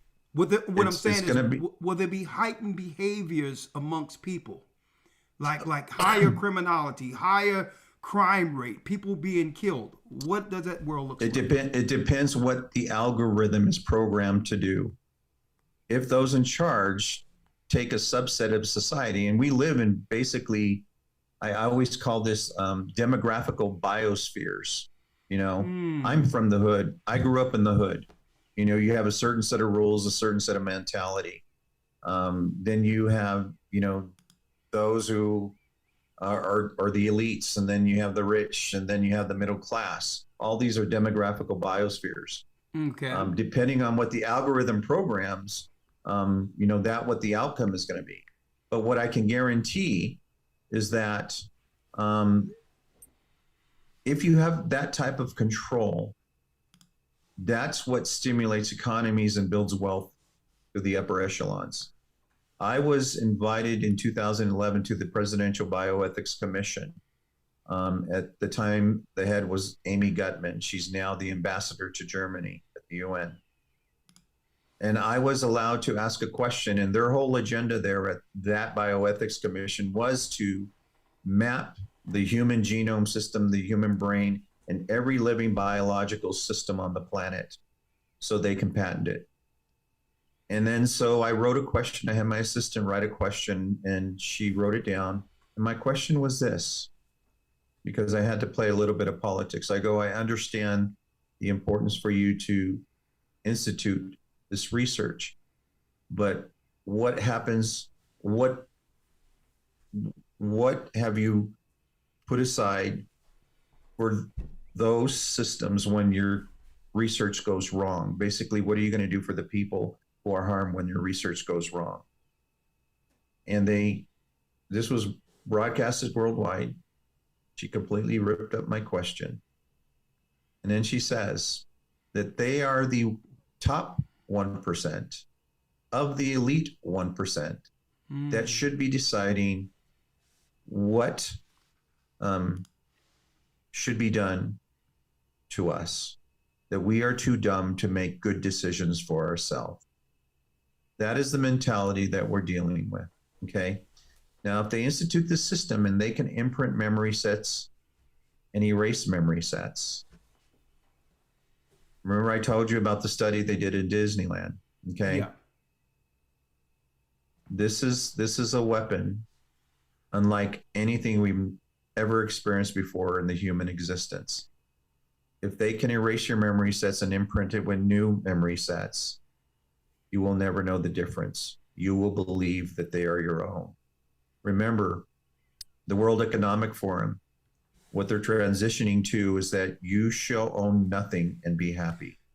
You know what? Because you have to realize, I'm just saying, it's blowing my mind as you're talking, because I'm trying to, usually when you deal with the word of the Almighty and you're over people and your task as a shepherd, you become a problem solver. Everything that's brought before you, it's the Most High's bringing you an issue that you're supposed to cure or help or solve, right? And it's helping me because I'm starting to understand, because sometimes I deal with people, right? And it seems as if they have what you would call a simple cognitive view of any type of past event that's totally outside of what happened. When they recall something to you, it's a totally different dynamic than what happened. How much of that are we actually interacting with now? You understand? So, because I'm like, well, hold up. The conversation didn't go this way. What are you thinking? What are you recalling? How could you have been in that conversation and omit or that interaction, and have omitted so much of what happened that day because I was there with you? Right? That is how powerful this system is. I'm not sure if you're aware of what happened in Venezuela. We went in with 20 soldiers, 8 helicopters. We defeated an army of 300, and were able to capture Maduro and his wife.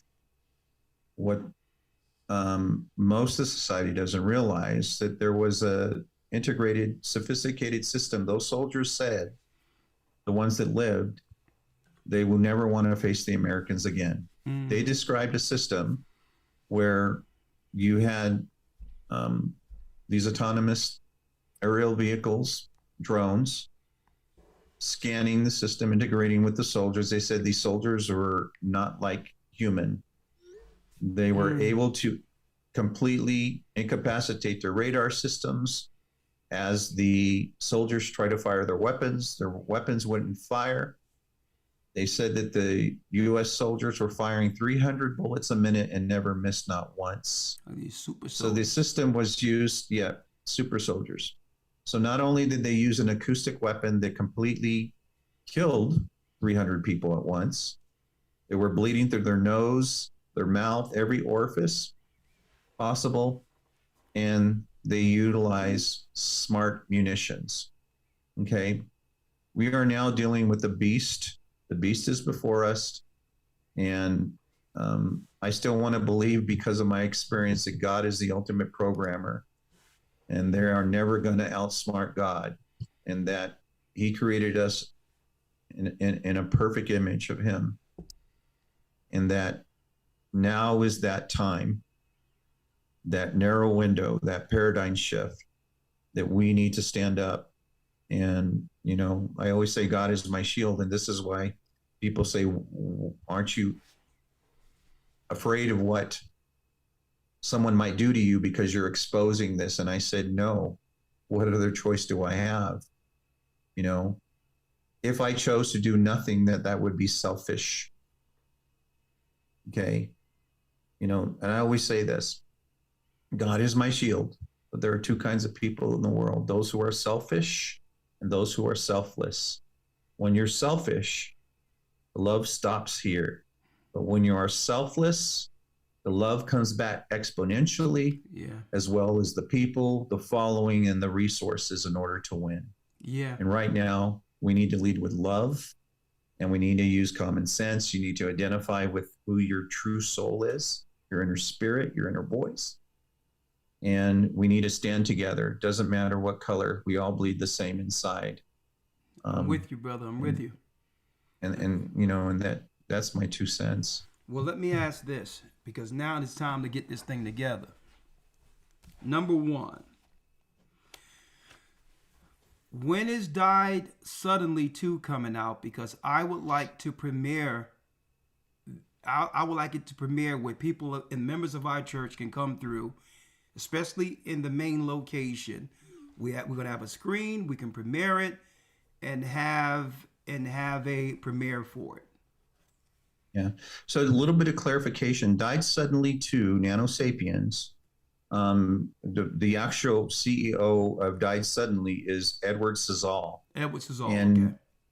Yeah, and they have been following me, filming crews all over the world, all over the United States, because I'm being featured in it. Okay. For good. the work that we're exposing. Want to make sure. Okay. Yeah.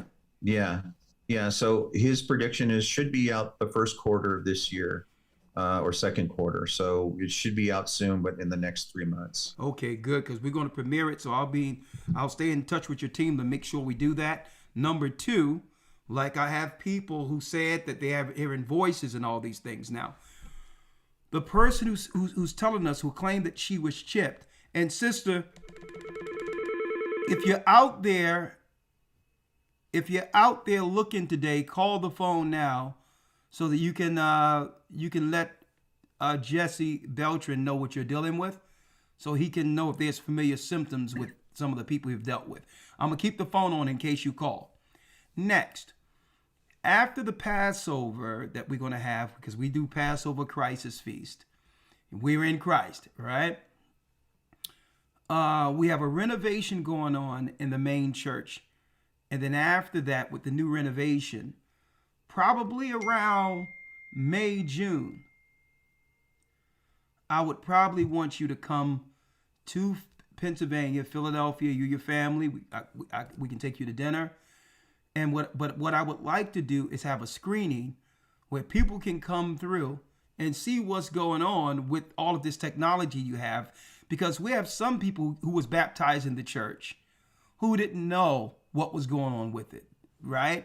They're doing everything to try to cleanse themselves. They would have never done it otherwise. We have some people in the church who, you know, even though we advise not to, probably did it without our knowledge because it's their temple, and now regret it. We have one situation, more than one, may the Lord bless his soul, where we had a sister who told her husband, please don't do this, please. And he said, this church, I don't know what you're talking about. These scientists know what they're talking about. And he did it to prove to her that what the guys she was listening to were crazy. And he said, please don't do this. I'm going to do this to prove to you that you don't need to be listening to this stuff, right? Because they're not doctors. May the Lord rest his soul. She woke up 3 days later. He was gone. He was gone in the bed. 3 days after taking the stuff, she's shaking him. He's gone. Right? So what I would like you to do, right, we'll make sure the expenses are paid. You come on through and do one of your screenings here, right? And we'll make sure that we'll have video there showing others how it is. So any place, you in California right now or Florida? I'm actually in Reno, Nevada. Okay, because yeah, we have a church. We have a church in Las Vegas. We have one in California. I just flew in from there, seen the church this weekend. And we can make it where even on the West Coast, even before you get here, you can do it in those separate areas. And we're going to make sure we do what we can to look out for the ministry, because really, at the end of the day, we're all different parts of the body of Christ. Right? You got that scientific side to figure out. You're Kurt Russell with that little thing, testing the blood, figuring out who's who. Right? That ain't my part. My part is what I do. Right? Bring people to the knowledge of the Almighty. Bring God's people, Israel as well as Gentiles alike, into the knowledge of the Most High in preparation for the kingdom to get through Jacob's trouble. Right? It's the same time which was coined the tribulation period. And I believe that we're both soldiers in Christ's army. Right? I always say I'm God's soldier. Oh, yeah. Amen Oh, to yeah. that. Yeah. So yeah, put out where we can reach you. And on the same site, if we would like to financially support your ministry, it's somewhere we can donate for you. Yeah, if you go to our main page on the website, there's a donate button at the bottom. A lot of times it's not noticeable, but we appreciate all the help we can. I actually funded this for 19 years myself on my shoulders. I went around the world doing this for free, and we're making little progress. So we kind of changed the schematic a little bit. Hold up, Jesse. This might be her. On the website, there's a donate button. Hello? It's unnoticeable. 617 area code. I actually funded this for 19 years. Oh, hopefully it's her. Hold on. Sister, is that you? Free, and why are you making my heart beat fast? Okay, it's not her. That's hey, listen. I'm the fixer. That's why I put it out there. If that would have been her, we'd have jumped into it. But I'm sorry, go on. Yeah, but anyway, I up until recently, we changed the schematic a little, and we've been able to achieve miracles this year, unlike anything we never imagined. But the important thing is, our whole focus is to educate the normies, the general population. I'm blessed, with people like you. When I was in the UK, there's a minister. They have 500 mega churches. They want me to start coming and speaking to their congregations. Well, that's good. So we can get the word out. The magic number is 10% of the globe. If we can get 10% to understand that this is happening, then God, it happens on autopilot. So that's our goal. But yeah, you can donate to us either monthly or one-time donations. But most specifically, come to our website and get on our mailing list. Any questions that you have, my staff is wonderful. They answer everything, every single email that comes in.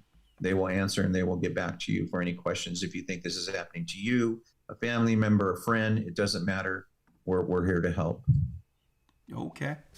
Well, Jesse, Mr. Jesse Beltran, this is the beginning of many conversations we'll have. And hey, let's give them heaven and let's bring forth God's kingdom. And while doing so, protect Christ's sheep. Bless you, brother. Amen to that. I believe this. Thank you. I believe this conversation tonight is going to help many people. Blessings and go ahead. You got the one more thing. Yeah, one more thing.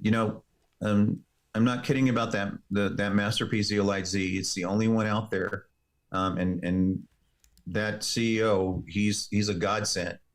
His goal is to make sure that every human on this planet is on that MasterPeace in order to save humanity. He and his family live very meager. They live in a trailer, and he's got I think a family of 5 or 6. But his whole goal is is really to do God's work. And his name is Matthew Hazen, and I appreciate him so much. We've become friends. He's become a brother to me. But get on that MasterPeace. I know the bottle says take 4 drops a day. The study, and we're getting ready to release the peer review report. But the study that we did, people were taking 30 drops a day. And that's why we saw the dramatic decrease, 15 in the morning, 15 in the evening. If you go to our website, you can find out, you can see the studies on MasterPeace. All the links are there. If you type in MNX, you actually get a discount, a little lower pricing on the product. I'm not associated with them. I'm just a third-party investigator. And I was able to help, and God brought us all together. And all I can say is amen to that. And we got to continue to educate. Well, all praises be to the Most High, and we'll be having many conversations as we pull the elect out of the matrix. Bless you, and I'll be talking with you soon. Man. All right. Blessings. Amen. Thank you so much. Amen. It's been an honor.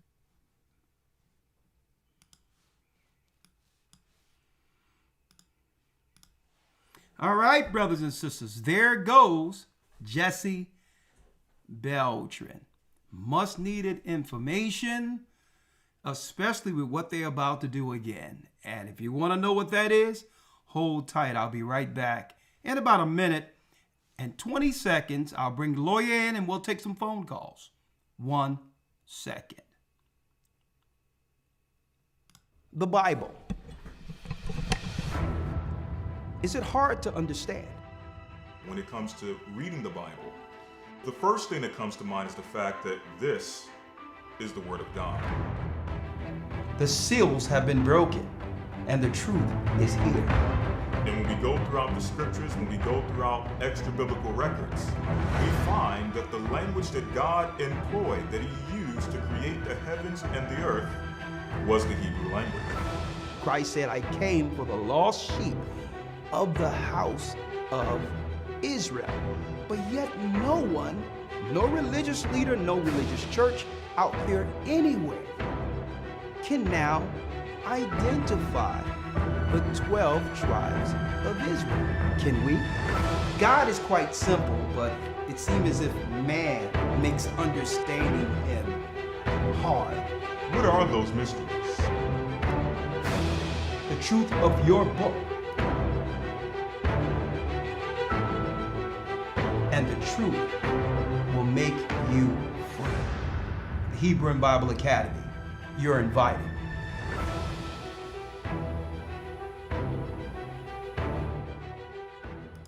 Yes, brothers and sisters, I'm Elder Rawchaa, the Gatherer of Christ Church. What a wonderful guest, brother in Christ who's trying to help the earth while going through what? The mark of the beast system. One moment, let me bring in Elder Lawya. What a great conversation tonight. Very informative. Let me bring in Elder Lawya.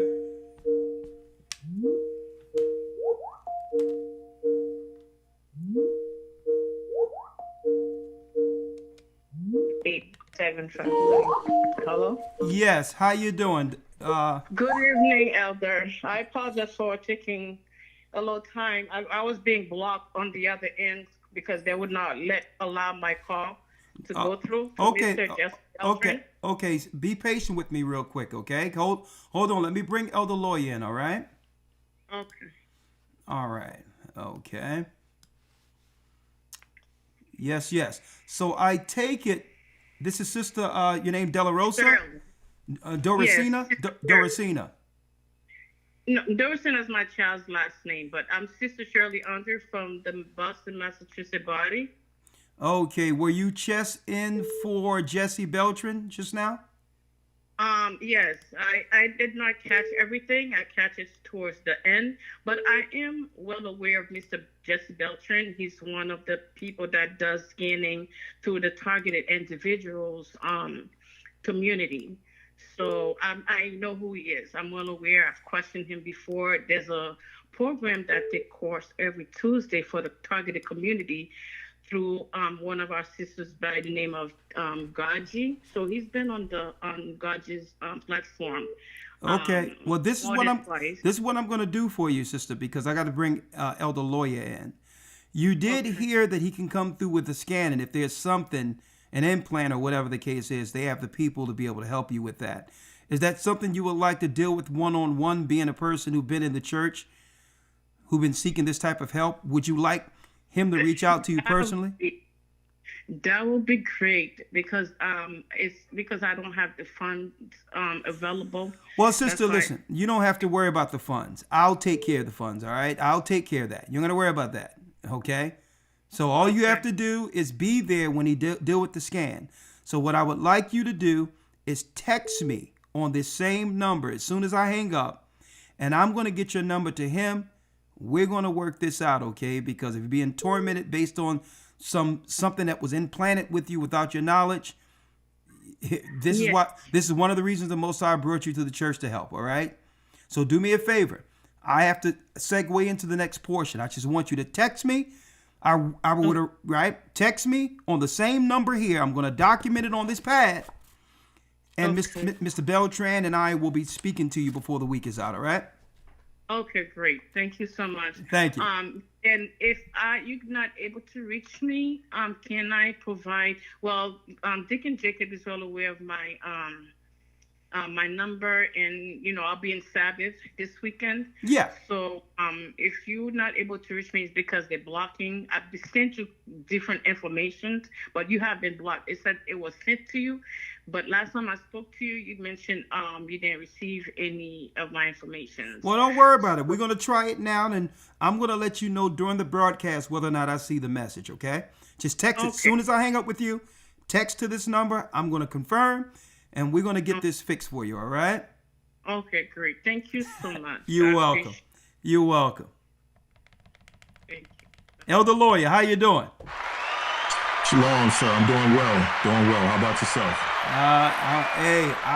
Man, after California, I crashed emotionally a little bit yesterday, but then I woke up so energized, because everything was coming at me. Sometimes you have to, like, what's going on and why is it that people do this, that, and the other? And I was, and I was sulking a little bit. And the Most High, like, man, if you don't get your behind up, he says, I'm remixing this thing. Right. Okay? It's not our position. Listen, the people belong to Christ. And we can't hold on to what Christ is letting go. We gotta keep going.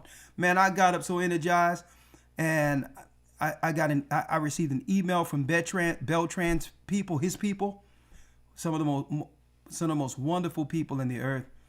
And I'm like, you know what? I'm gonna make sure that I have this whole thing together, everything set up where there's no technical issues. It can go smooth within an hour, hour and a half with nothing but information our people need to hear in the end times. And I'm like, you know what? This is what we used to do. Wednesday night, we got these different guests that's confirming everything the Most High have showed us in the spirit, so that people will understand it's not our thing. The Most High is putting this together. And from every perspective, the Most High was able to give us the insight to quantify prophetically all these different pieces when it comes to these interviews, like Janet Felon, who came in our broadcast like 2012 and said, well, hold up, something is big going to happen because they're going under the city and water is going to be tainted and all these things. And she had to leave the country from an interview that she was in another country while we were interviewing her. And I think I was overseas.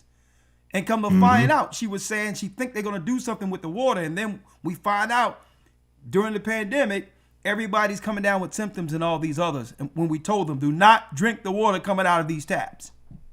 Right. Right?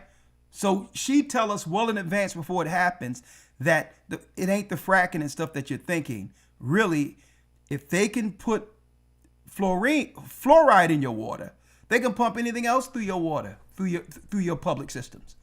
So we're not supposed to be drinking this stuff. That's why you have bottled water. We ain't supposed to be cooking with this stuff. So at any time they can create an artificial respiratory thing that can confirm people running into the hospitals claiming they have issues. Right? And now we speak to him. He's on the other end of it, where he finding out that a lot of these are nanoparticles that actually come together in your body and become a being of its own, to be controlled from the outside of that particular person. Now, sometimes we see it medically, it can show up as clots, right? Because usually when something is foreign in the body is sending everything at it to try to stop it. And that's where you get your clots and all that at, because the body is trying to stop something, a foreign agent, from doing something. So, man, I had I talked with Jesse. He gave me the insight of many things. And I'm so glad, because it confirms what the Most High showed us since the beginning of this ministry. The Most High always had us with the news, the academy, to be in front of this. He's merciful, and he has grace on us to give us this information on how to navigate. But anyway, I'm energized. I want to take some questions, but before I do that, hey, do you have any perspective based on what we went into today? I don't. I mean, I had the opportunity to just sit back and watch the interview, and, you know, nuclear bomb after nuclear bomb, confirmation after confirmation, as you mentioned, on things that we've been teaching for a long time. But it also added some level of pieces as far as some of the things that we've heard people come forward with, people who have come to the church and have mentioned time and time again that they have been injected with something and they can't explain what it is, don't know when it happened, but they are 100% sure that this happened to them. And now I think this added that piece to show that, yes, these types of things do go on. And you have many people out there who are suffering with this. And it's, sadly enough, it's placed under the guise of mental illness. And a lot of times their claims get cast aside. It gets discarded, exactly, as if this is just a crazy person. But, you know, again, we're in the time of the end, knowledge has increased, and the Most High is bringing a lot of this to the forefront so that we can know not only what we're dealing with, but also there's some solutions here. So all praise to the Most High for that. All praises be to the Most High. And I'm taking questions real quick, but before I do that, guess what's about to happen, right? Just like there was there was a mock drill. It was a Project 301 that happened right before they shut things down in 2020. Well, you would never guess what's going on right now. From the World Health Organization site, you cannot make this up. As of December 21st, that's right, folks. As of December 2025, just a few months ago, crystal exercise, right? They had a crystal exercise with the WHO. Well, what is this? Well, this is a preemptive drill in preparation for another pandemic. The WHO's Western Pacific Region Crystal 2025, conducted in December 2025, brought together 31 countries and areas to rehearse their readiness for the next pandemic through a fictional novel respiratory illness scenario. The exercise reinforced a culture of preparedness by testing, real-time verification, information sharing, and public risk assessment processes. With a strong emphasis on operations at points of entry, it brought health, animal health, and authorities responsible for points of entry, risk communications, and other sectors together. Yeah, because they tested the RFID on animals first, which was really the guinea pigs before they bring it forth as a regular monitoring device and currency device for the Earth's population when the Earth goes cashless. Demonstrating the essential role of multi-sectoral coordination in managing emerging threats, supported by the Pandemic Influenza Preparedness Framework Partnership Contribution. Right? Don't forget the Event 301, folks. Don't forget Event 301. I'm going to go back here. We're not going to be here all night because, hey, we gave you more than enough today, right? Event 301, 931. I know you're on the phone. I'm multitasking. Hold on. I'm going to make sure I bring you on. Event 301, right? Event 301. What was Event 301?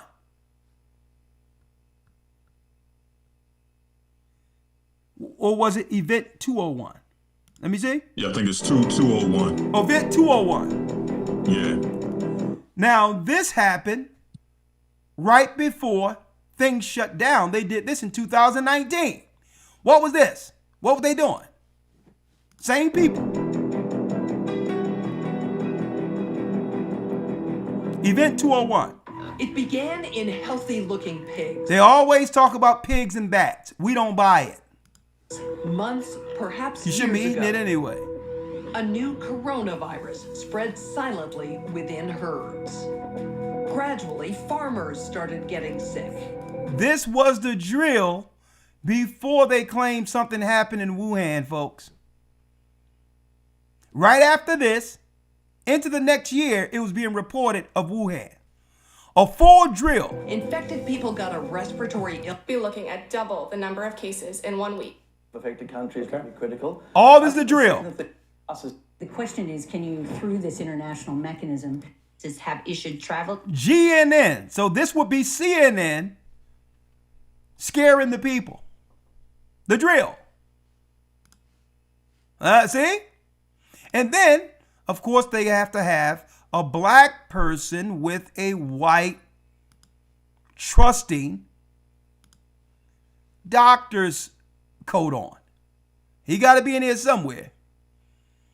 I bet you can find him. Usually there's a nurse, a black nurse or a black doctor telling us, yeah, we need to do what these demons are telling us to do. Oh, look at this. Thank you, but no thank you. All right? So in these drills and all over the place, they'll have somebody in a white jacket all over the place pressuring our people into doing this, right? Well, guess what? Guess what? Let's go back. Go back here. Hold on, where am I? Here it is. They had another demonstration and another exercise in 31 different countries, like it was with the Event 201 before they declared pandemic. Strengthen intercooperability. And guess what they were able to do when they scared everyone? All the demo nuts had full control over our community. These power-hungry demo nuts was seizing the moment when all the earth in their community were at their behest. They were telling us, you can't go here, you can't do this, you better do this. If you go downtown, they're talking about, where's your mask? Because these are power-hungry demons. So now that they've lost control again, they was thinking, okay, what can we do? We need some melon ballots again. Y'all see where we going at here? We need some melon ballots because ain't nobody going to vote for these demo nuts anymore. Right? And improve trust among agencies, critical elements for rapid and coordinated emergency response, additionally based on scores from the IHR States Party, right? So they got to do it again. Based on our experience with multiple health emergencies, coordinated with hospitals, clinics, doctors, and 9 times out of 10, the doctors in our neighborhoods aren't the people we grew up with. They came in from overseas. So watch out. They may be trying to roll this out again as a form of political control and to get as many people out of the way as possible. Another exercise, crystal exercise. Right?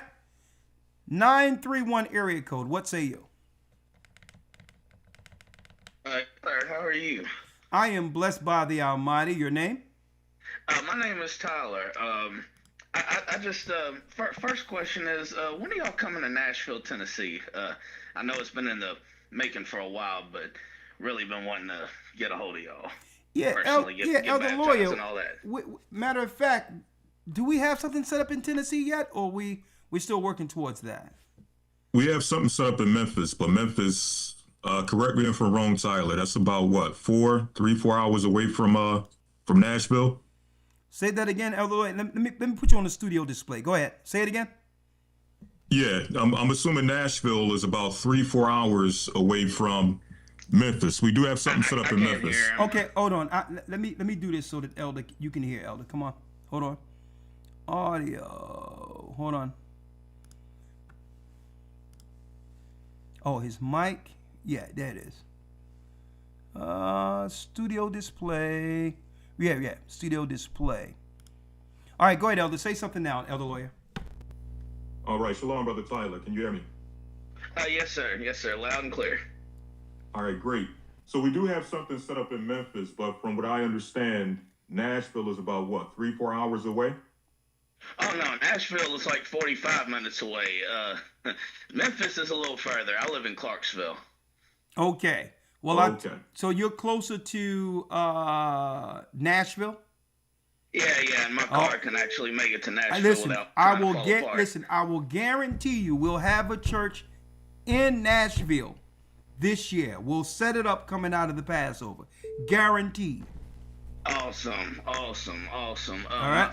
My question was, because I actually missed most of this broadcast. I'm going to have to go back and watch it because I'm sure he said a lot of stuff I need to hear. But yeah, something's been going on, and a lot of people say it's in my own head. But I just moved into the projects in the summer of 2024, and and like I said, man, I've never lived over here before, and I mean it's okay, but I don't know if there's something in the air vents or something in the water, but it's affected me. I'm just brain fogged like crazy for the past year and a half, and my son, who's autistic, has regressed something crazy. Okay. Especially when he starts chipping the paint off the wall and he'll put it in his mouth. Well, you can't be chipping paint off the wall, right? We all know that's poison.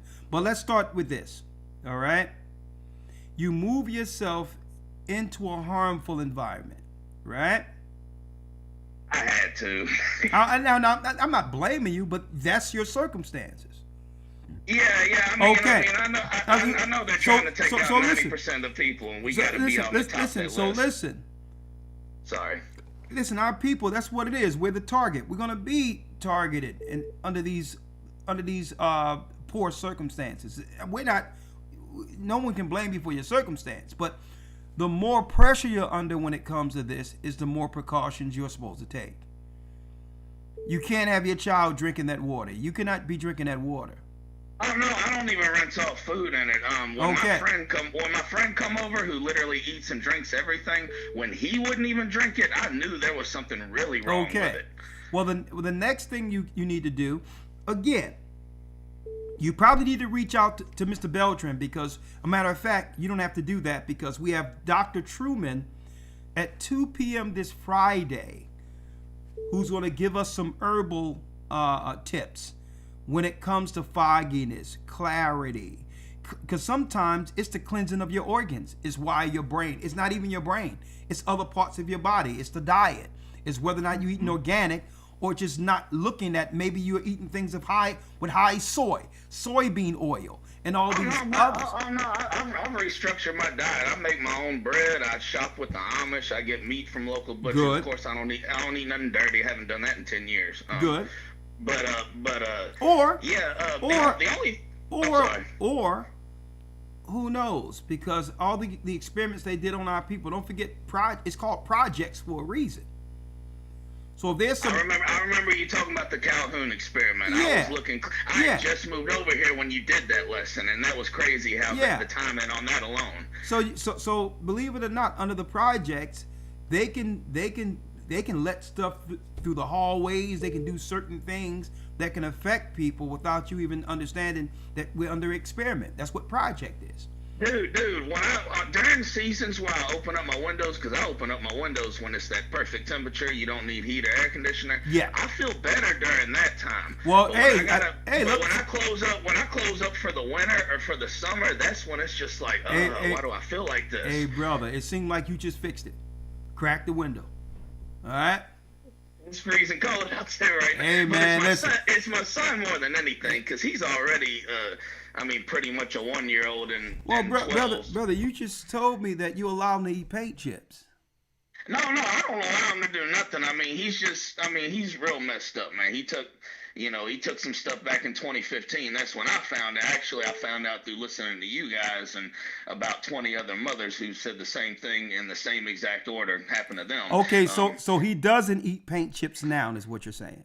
Well, no, it's just, I gotta catch him. I can't literally, look at him 24 hours a day. I could be in here cooking something or whatever, and then, I just walk up to him, and I know there's something in his mouth, and then, when I put my fingers up to his mouth, he'll spit it out. It'll be a white piece of paint, and, and then after that, it's like, Okay, well, you have to have better supervision, right?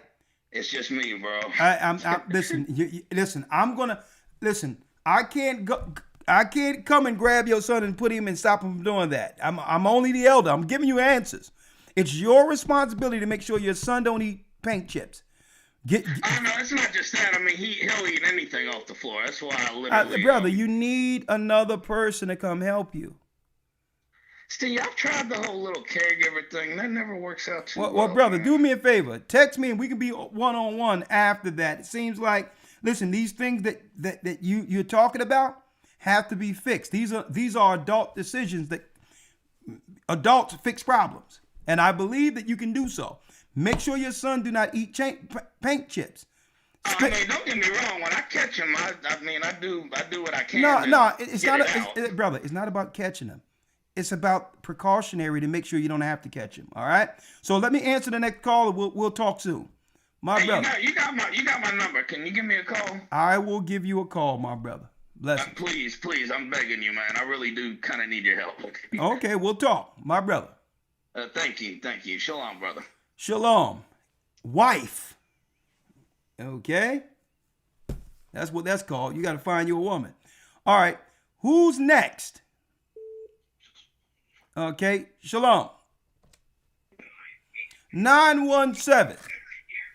Hello, how are you? I'm doing well. I'm blessed by the Almighty. I'm re-energized. Came back from California. We're looking for the West Coast to be amongst the body for the first time at Passover. Tulsa, Oklahoma. Man, I cannot be doing better. Am I speaking to a live person? Oh, yeah, you speaking to a live person. That's why, hey, this is Elder Rawchaa. It's me. Okay. Shalom, let's talk. Let's go. What you got?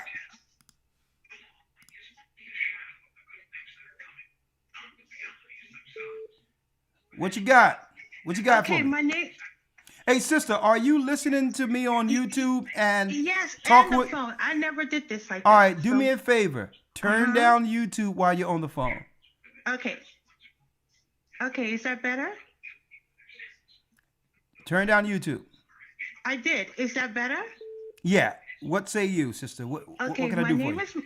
My name is Michelle. I'm hearing a lot of stuff in the background, sister. And if you don't get rid of the background, we have to go on because it makes it very bad for broadcast. Sorry, I don't know. Okay. Is this better? Yes. How can I help you? Thank you, Lord. Okay, my name is Michelle. I live in New York City. I am a TI. I have been gang stalked since I was a little girl. Even my first grade teacher tried to help. We just thought it was a thing. But nevertheless, it's been going randomly throughout my teenage life, messing me up in all kinds of ways. And now they are full-blown. They've been full-blown since 2016. They've made themselves clearly known to me. Okay. Slow up. Who have made themselves fully known to you? Who? The gang stalkers, and I can tell you how. Okay, you don't have to tell me how. No, listen. Are you saying that based on Jesse Beltran's interview I had with him, that you are a person who can use his help, being that you may have something in you that need to be removed. Are you saying that? I would think so, because when I was 17, I've been complaining something is moving in my back area. Okay, and it's still there moving. Let me get your name. It's not a... No, sister, I believe you. Give me your name. Okay, my name is Michelle. Okay, 1 second. And you're from where? NYC, New York City. New York City. How old are you? I'm 5'5". I said, no, 5. How old are you, sister? Yes, I'm 45. 45. There you go. Okay, what we're gonna have is Mr. Beltran. He's gonna call you, and he's gonna bring me in, and we're gonna see if we can help you when he come through for the scans. All right. Okay, so what do I do meanwhile? Just wait for a call? Yeah, you're gonna wait for a call. In the meanwhile, you're gonna wait for a call, and with that call, he's gonna show you where to go to that website. Right. I'm gonna show you the website right now. Okay, I'm gonna go back to the computer. Go back to the computer and look. Okay. And look. All right. Okay, I'm looking. All right. When you go here, you're going to see where it says cosmicclarityconnections.org. Huh. Right? I don't You see that? Yet. I don't see it yet. Well, don't worry about it. What I'm going to do here for you, I'm going to put it in the chat. How about that? Thank you. I'm going to put it in the chat. And I also introduced myself in there. Okay, and you introduce yourself. Okay, that's great. 1 second. So I'm Michelle in Prayer. Michelle in Prayer. Okay. At Michelle in Prayer. That's me. Okay, sister. So what I've done, I've put cosmicclarity.com connections right there. All right? I put it right there for you. Okay. Did you do it already? I did it already. Click on that. And then when you click on that, click on the lines. And after the lines, you hit MasterPeace Supplement. All right? And of course, I'm not a doctor. This is Jesse Beltran's advice based on his particular thing. I told him I can point him to him. They got the science for that. I'm a Bible man. But he says this stuff, if something foreign in you, it can help rid yourself of it. That's what he said. That's part one. And that's part two, actually, the doctor part. The part one is the God Almighty part. What about God Almighty? He's the one first to help. Of course. And along with the doctor. Well, sister, that's a given. It's the Most High who have gotten us here. Right? That's a given. We're going to always trust on him regardless of what man can do. All right? Yes. So with prayer and assistance from the saints, we can beat the beast. And especially if they're injecting people and doing stuff without our knowledge. So we're here to help. Yes. All right? It's definitely without my knowledge. Okay, and my consent, of course. Okay, so I'm going to go through the chat because I didn't see when you put it out. I'll just go scroll slowly until I find it. Bless you, sister, and may you be healed. Yeah, thank you so much. You're welcome. And while we're waiting, let me announce that yes. I'm 45. 45. There you go. She said she's 5'5". I'm like, 40. Come on now. What's going on here? Anyway, You're gonna bring me in. Do me a favor, Isaac. Sherry Isaac, can you turn down the background, please? For sure, sir. For sure. Okay, please do that real quick while I announce. This particular calendar is super bad on the righteous tip, all right? There it is. The Most High is bringing his church together. Man, we're going to be we're going to be over probably 4,000 or more strong in Oakland. In Tulsa, Oklahoma. Man, the Most High is bringing this church together. Man, he's doing this, all the moving. He's bringing all the spirit so there's no dissension, division, and all this other stuff. Hey, he's getting all that out of the way. And this is what we're looking forward to this year. A great multitude. Look at the calendar. The Hebrew calendar Theme, the great multitude, the children of Israel in preparation for a future exodus. Super bad. We are excited to offer you another year of the Hebrew calendar, which lists the Gregorian and Hebrew months. The 2026 GOCC Hebrew calendar is being dedicated to the families of those in leadership that we lost. As one body in Christ, we would like to show our support to them, and a proceed of your calendar purchase will go directly to the families. I myself get absolutely nothing, okay, out of that, all right? When someone sent a donation for me or Lawya, that's what comes to us, okay? Whatever is what we get by being workers in Christ's vineyard, that comes to us. What belongs to the church is the church. All right. Want to make that sure that clear, because I don't get nothing from these calendars. Right. I just want to put that out there.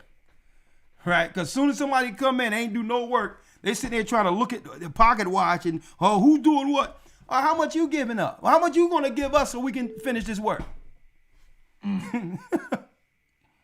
I think he got $80 a day. Oh, do he got $300 today? Come on, man. Hold on real quick. So I have to make these announcements and tell people, even though it's our teachings that led to what this calendar is, we get absolutely zero from it. How about that? A zero.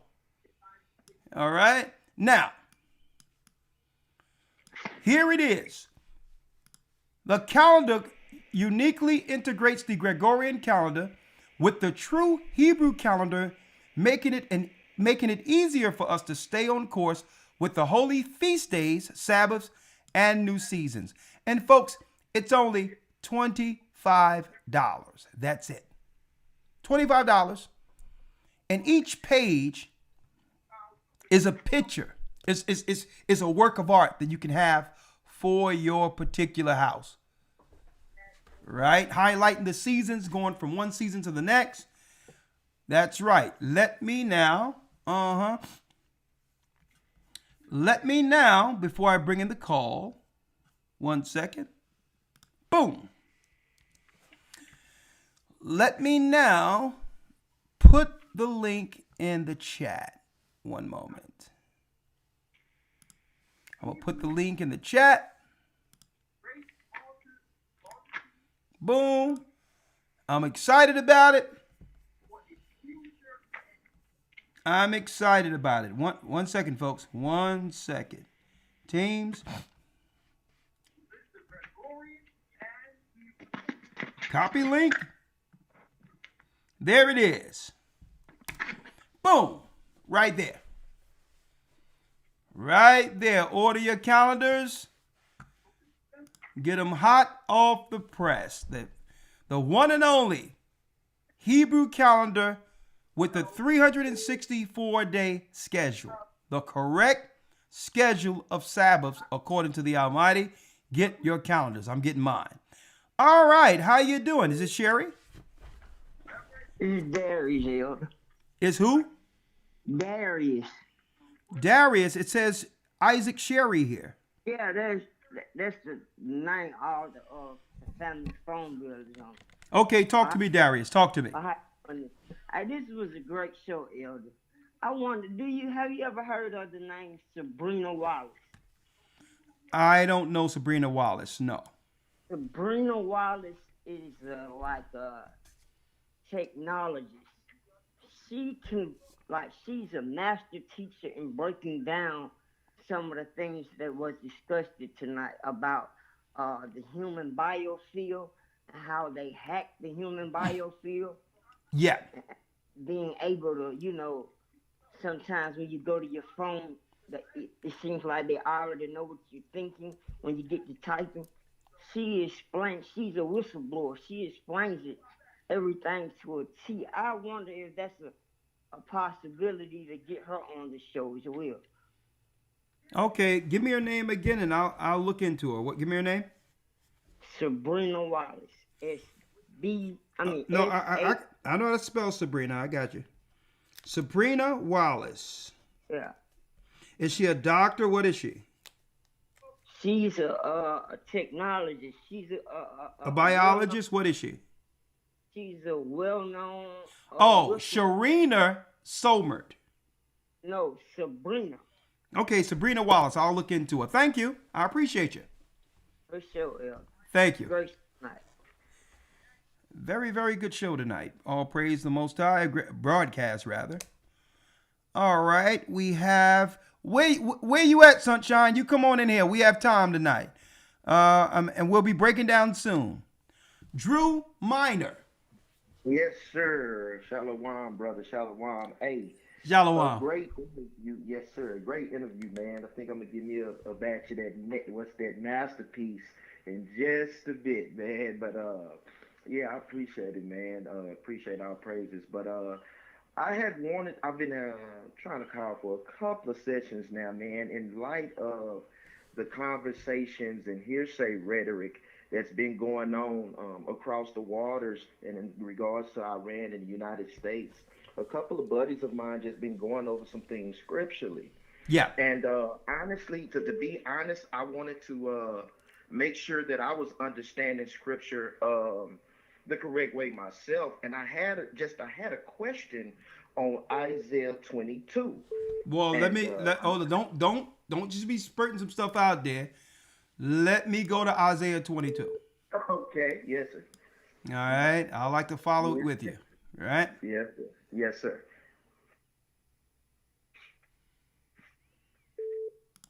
I'm at Isaiah, and you notice that when we first got into the knowledge, when we first started teaching as a church, no one was talking about Iran at all. No one. Everyone was talking about Russia, right? Russia and Ukraine for some odd yeah, reason. but I'm just saying, because what happens is others out there, they'll get on it after they've been taught about it when no one was talking about it but this church, and then they'll come with a spin. No, it's really this way. Well, you wouldn't even know it was Iran if we didn't teach it. Man, the Most High is you couldn't tell me no otherwise. Right. Okay. So let's go there. Isaiah 22. Isaiah 22 okay. And what? Now, Elder, if you make, my apologies for the interruption. Do me a favor. If I'm incorrect at any time, just correct. Brother, come on now.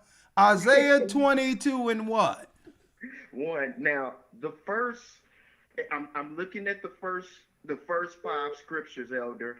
And if I'm not mistaken, this is about when we were losing Jerusalem, when the Southern Kingdom lost Jerusalem in 70 AD, if I'm not mistaken. Am I correct on that?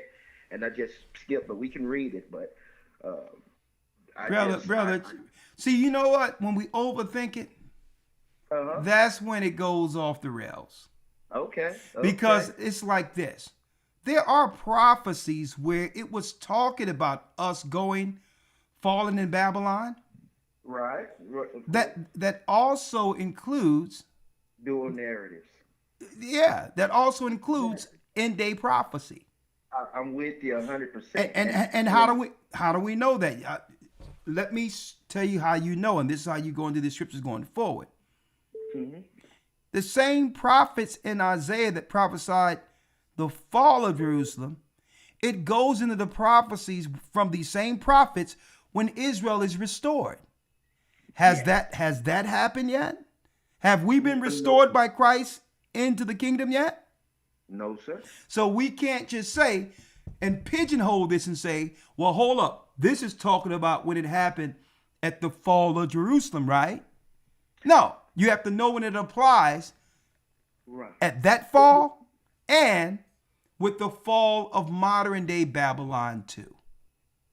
And just quickly, Elder, you're 100% right. I'm with you. I actually believe that this chapter is referencing it's a future reference to the bringing down of the modern day Israel. I was just saying these. No, it's not. No, it's not. The chapter. No, it's not. Okay. No, it's not. Nowhere in the Bible where it talks about Israel is it prophesying the fall of some people, some colonizers who went there in our modern times. Anytime it's talking about Israel in the Bible, it's talking about us. Right. And I apologize for that, Elder. I was, when I go down within the chapter. No, listen to me. Yes, sir. There's no, I'm going to tell you something. And this is why you have to learn under teachers. Yes. The people over in Israel today are what? They're Edomites. Okay. Adarites. Yeah. Only the Edomite prophecies apply to Edom. It doesn't matter geography on the earth. If Edom left Mount Seir and went into the Americas or the UK or any part of the earth, including Israel, the prophecies aren't going to switch off of Israel and put it on Edom because he went into Israel. Yes, sir. So when you see the scriptures talking about Israel, it's talking about you. Now you must deal with it from that perspective and narrative. It's the modern day Christianity that started putting out prophecies to relate what's going on prophetically in our current time to the people over there, to excuse them people being Edomites in a land that they shouldn't be in. So they started that. Looking in the scripture and saying, okay, this is Israel, the great battle of Armageddon, and they're going to come against God's people. No, they're doing that. That's the bait and switch. Right. So no, Mm-hmm. Israel is scattered. Yes. Yes. Okay, so this is not talking about the government of Israel anywhere. These are Edomite colonizers. Right. Right. So get up under a teacher. What school are you in? What church are you in? I'm with you guys. I'm saying, what church are you learning under? I haven't been to my church home in a while. The Dallas Body. Okay. I haven't been in a while Now we triangulated on the issue here. Mm-hmm. Okay. You need to go amongst the body so that you can, because a branch cannot survive outside the tree. Right. That's absolutely correct. All right. Yeah. So stop trying to jump the line and say I'm talking to Elder Rawchaa, so I'm still a part. No, you got to get in the body and do some work there and learn. And guess what? And all of these questions can be easily answered with the leaders we set up there. Great brothers there. All right. Yes, sir. All right, my brother. Yes, sir. Shalom. Shalom, boss. All right. So, Elder, so this is what you got. See, when hold on, 213, I need you to mute. See, when you gotta set it up to prepare somebody for what you're about to get hit with. Nah. Mm-hmm. That's how you know you're gonna try to fit a square peg into a round hole. No, let me fit the parameters here before I drop the scriptures now. Okay, so this is what I'm envisioning. No. As it is written. You don't have to set somebody up for what you're about to go into. That's theory. That's philosophy. Okay? And I'm teaching this brother something. You read the Bible and believe as it is written. Not the other way around. We don't come up with a hypothesis or an idea of what it is and fit the Most High's word into our perspective. That gets us captivity up under ships being sold to the other nations. All right? 213 area code. Yes, how you doing? Blessings, how are you? Pretty good. Yourself? I'm blessed by the Almighty. I couldn't be better. All right, great. Yeah, I'm in California, and I was trying to get baptized. My brother, how old are you? 47. My brother, what part of California? I'm in Los Angeles. Man, I just missed you. I know. I seen it. I just missed you. I'm sorry about that. Hold on. You know, I even got my little line, my 7 days a week thing somebody gave me for my notes here, so I don't lose stuff anymore when it comes to contacting people. 213. Hold on.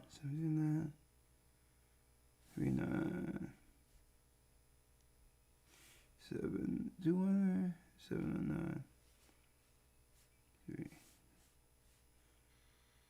392 9. What's your name again? Jovan. Jovan. Jovan? Yes. Brother, let me tell you. The first shall be last, and the last shall be first. There's no better time to be coming into this church, brother, with what's about to go down.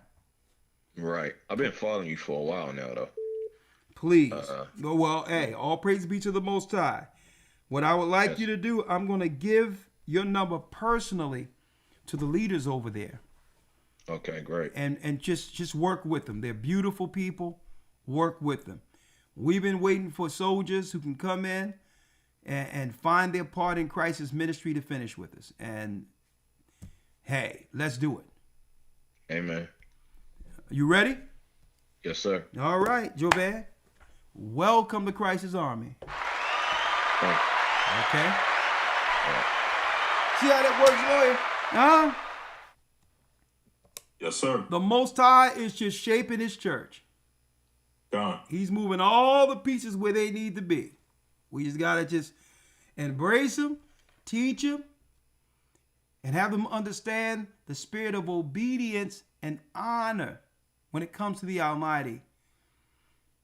So that the Most High's body can fit perfectly, so that these men and women can grow in the ministry to do their part to help us get up out of here. We're going to need one another.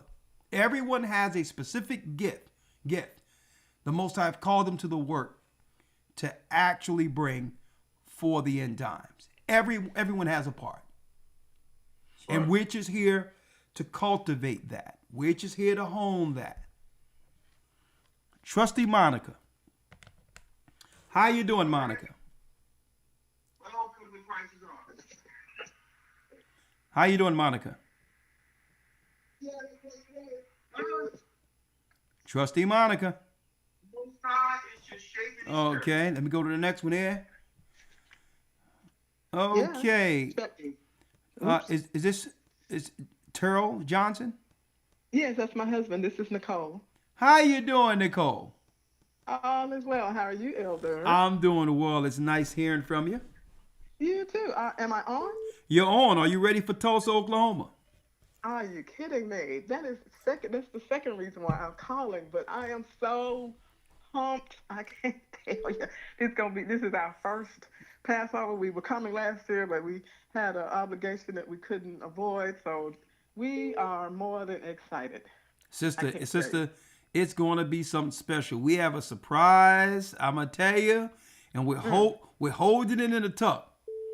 You know how hard it is for me when I have something exciting, how hard it is for me, for me even to not have it slip. Or I'll be chopping at the bit, boy. I'll be ready to just, this is what we're going to do. But nah, it's going to be a pleasant surprise. It's going to be a great Passover. Yes, you're like me in that way. It's hard for me to hold stuff too. My husband probably would agree. I'm ready to bust. I'm like, I need to tell people it's going to be great. Don't miss it. But it's all good. Talk to me. The floor is yours.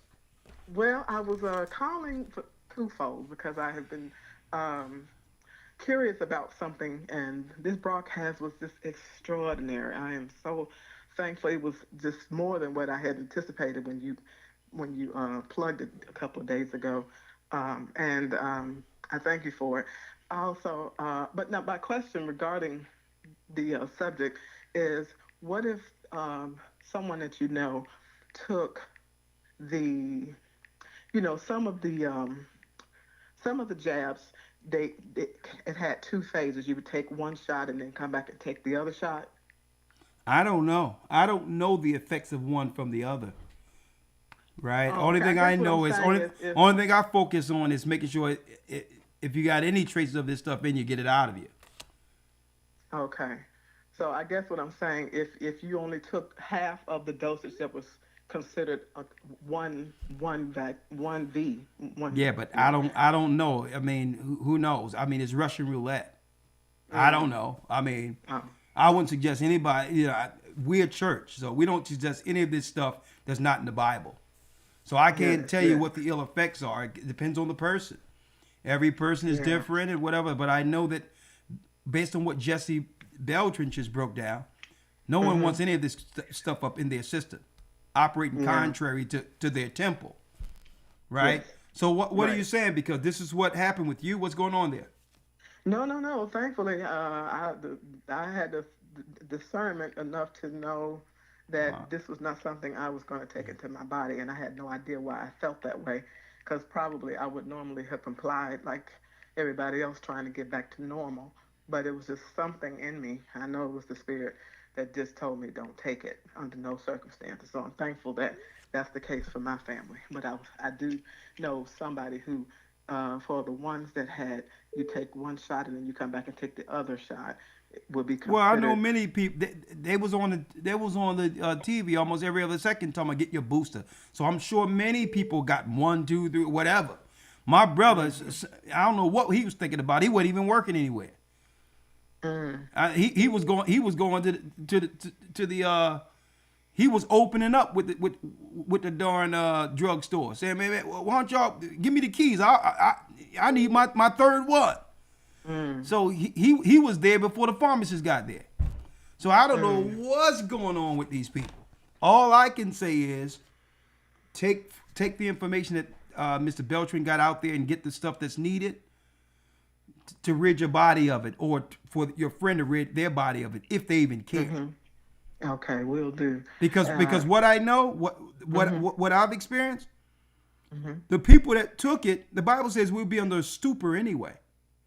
The people who have taken it, they'll look at you like you crazy when you try to offer them something that wasn't offered through the pharmaceuticals. Yeah. They'll look at it like poison. So ain't nothing you can do. Ooh. I'm so thankful. I'm so thankful for this ministry, because it really had a lot to do, I believe, in us making that decision to not comply. And we had, our pastor was like in a hurry. He was like, how many of y'all are taking it? We need to hear it get back to normal. So I was just thankful that. You mean your pastor in the church was telling you, hey, we need to open up this church. How many you got? How many did your pastor get? Your old pastor. The pastor of the church that I play for, because you know I'm a musician. The church that I play for on Sundays, they were spouting it every week. They were almost fussing on. That's the temperament they had when they were saying, y'all need to get because people are dying, and y'all need to get. Every week they kept saying, get the vaccine. The V. They kept telling the congregation every week, and I would just be cringing in my seat every week as they were. Man, somebody should have stood up there and got him off. Man, you don't get off that pulpit with your hot mess. I'd have been like, excuse me, can you tell me what scripture is that? Are you the pastor or Dr. Fauci? They were his shield as far as I'm concerned. I could not believe. I'm like, are you kidding me? How adamant they were about it from week to week. Just like they kept, just like you could always count on them saying, he got up. They every week they would say, y'all go get vaccine, get the vaccine. But so I that was my question that was regarding the subject. But the other thing I was calling for, because it was is about Passover. You remember when you first announced that we were going to have it in Tulsa? Yeah. And I was super excited because I told you I had a production that I directed a few years ago. And you seemed excited about it, and I told you that it had some information and testimonies of a lot of the survivors, most of which are dead now. I think there's only one living survivor left from that massacre. And I was hoping that I could have shared it, but every time I tried to reach someone at the emails that I was given, I never got any response. So I guess this is my last feeble attempt to see if there was any way that this information can be shared during the Passover. Well, we'll have to ascertain what it is and how much time it would take for it. So let me get your name again. Your first name? Nicole. Nicole Johnson. Okay. All right, Nicole. We're gonna have. I'm gonna call you, or have Shawan call you, so you can let us know. Just give us the insight of what it is, and see if we can. It's about 40. No more than 30 to 40 minutes, I think it. Okay. To do the whole Well, thing. I'll call you and we'll come up with, see if there's a slot for it, either Friday night or Saturday. All right. It could be Friday night. All right. Okay, that would be great. Well, thank you. I'll look forward to the call. Thank you, sir. Okay. Shalom. Shalom. All right, Elder Lawya. That concludes. Matter of fact, I have one more call. Dolores, you're the last call for this evening. Hello? Yes, can you turn off the YouTube or turn it down? All right, hello, Elder. Hi, my name is Dolores. I'm calling because my daughter is hearing, she was hearing voices, and so I had to get her committed into an institute. And before that, she was perfectly fine this summer, and all of a sudden she went to the store, came back home, totally lost her mind, and they gave us a medication called Uzemi that she had to take for a whole. Well, you don't got to give me the whole rundown. You already told me. Okay. How old is she? 26. 46.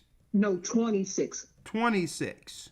Yes, and we were going to the church and everything, and I don't know what happened. She started hearing voices. When you said she was going to the church and everything, what do you mean by that? What church are you going to? We remember, we got baptized in 2012, and we were going to the church in Rhode Island before they closed down, and then I didn't have transportation to go to the one in Boston, but we've been active members on and off since 2012. So are you currently with the church? No? Yes. No, yeah, I'm in the academy right now. No, not the academy. Are you currently gathering on a weekly basis with the church? No, because the church is meeting out in Boston, and my daughter, through this voice that she was hearing, took and totaled my car, ran it into a tree. Sister, I'm with you. We're gonna get to your daughter. I'm trying to get some information to write down. We'll get to your daughter in a minute. I talked to the deacons, and the one in Boston and one up here, but I think it's a little over their head dealing with the situation with my daughter, because this is really crazy. It's crazy to the point where the state got involved because she do have a child, and it just became really just crazy. I had to quit my job just to take care of the child and trying to figure out what's going on. The medication they gave her, she's like a zombie now. She don't move, she don't talk, she don't do anything. All right, well, let's do this, because it seemed like there's some other underlying issues that can be going on there. Are you currently gathering with the body there weekly, yes or no? No, I'm not gathering with the body weekly because they don't have a church out in Rhode Island any longer. You in Rhode Island? Okay, all right. That's what I need to know. Come on, all right. Rhode Island, Dolores. What is your daughter's name? Adriana. And she haven't had any issues before this? Not whatsoever. Totally normal. Okay. Okay. Do you know whether or not? Do you know whether or not in your absence that she went out and got the jab when all that was going on? Do you know? I told her. We all told her not. I'm saying, but you don't know if she did it without you knowing. I don't know what she did without me knowing it. All right. Yeah. So I'm going to give Jesse Beltran your number, and we can see what we can do to help. Okay, great. But in the meantime, we're going to definitely put out prayers for Adriana. Thank you so much. In the interim. Thank you. All right. So you should be looking for a call for your daughter before Monday. All right. All right, great. Thank you so much. Right, appreciate it. All right. All right. Blessings. Oh yeah. I'm going to say this. People sending me any clips of what somebody would say about me or the church. I don't want to hear none of that crap. All right. Keep it for yourself or keep it for them. We got work to do. I could care less. Don't send me nothing about what somebody's talking about me. All right. Put that in line, going all the way around the earth with the enemies that are against this church. And guess who's at the top of that line against this church? Satan. So don't send me anything where somebody is saying something about me. Okay. If no one can say it to my face, I don't want to hear it. All right. Again, if these people no longer are with the work, don't waste your time because it only frustrates you. Block and unfollow them and let them wallow in nothingness by themselves. Okay? Don't send me no stuff of what people are saying. I could care less. Okay? That's the what? That's the downfall of society when it comes to social media. Okay? It's the downfall of society. Everybody with an emotion now has a tool to fight behind instead of being men. All right? So I don't deal like that. That's woman stuff. All right? Don't send me stuff. I'm not in no rumor mill. I don't care about that stuff. We're about the word of the Most High and bringing forth this kingdom, setting up churches and bringing the body that's together closer together. That's it. Anybody on the outside? Shalom. May the Most High be with you. Don't send me anything concerning any of these people saying anything ever again. I could care less. I told my son, I told everybody, don't send me that crap. All right? So I'll leave it there. Elder Lawya, you have anything else to say? Especially on the back of what we're talking about now, we're preparing our people for what's about to go down. Many are called, few are chosen. Okay? Again, I said it Sunday. I don't got control over who calls me like we see today, who requests baptism. I don't know the people who's going to come and be baptized. And I don't know who's going to stay throughout the whole journey of this church. I have no power over that. I didn't have no power with them coming asking, hey, this knowledge, can you baptize me? So if someone drops off or go their own way, we wish them Godspeed. And we keep what? We keep the train rolling. That's right. All right. So again, we ain't into this woman stuff online with the Instagram and all that. Women do that. All right. And I'm talking about unlearned women. Okay. Women with any tact or virtue know that they hold themselves to a higher regard than that. You can't have no man online crying about another man. How does that look? That doesn't even look right. Oh my God, I wish he would have taken care of me. You can't be doing that and have a woman. So again, don't send me none of this stuff of men cackling like girls. I'm done with it already. Elder Lawya. Yes, sir. Purim next week, young man. All praise to the Most High. I can't wait. All right. We're going to get together, give our gifts, and exalt the kingdom of the Almighty. That's right. We're the gathering of Christ Church. We are the children of Israel. And yes, y'all know it. We are back. Shalom and have a great evening. Shalom. The Lord is calling back Israel. From Panama, the North American Indians, Simeon, the Dominicans, our highest gathering Israel. The Arabs and Africans told us at gunpoint. Together our wives and children then sold us. In the belly of these great ships we traveled in fear. By the rivers of Babylon we found our brothers here. Asher in Colombia, Reuben from Australia, Issachar, the Mexicans, our highest gathering Israel, Judah, the Negroes, Benjamin, the West Indians, leave out the Haitians. Our highest gathering in Israel.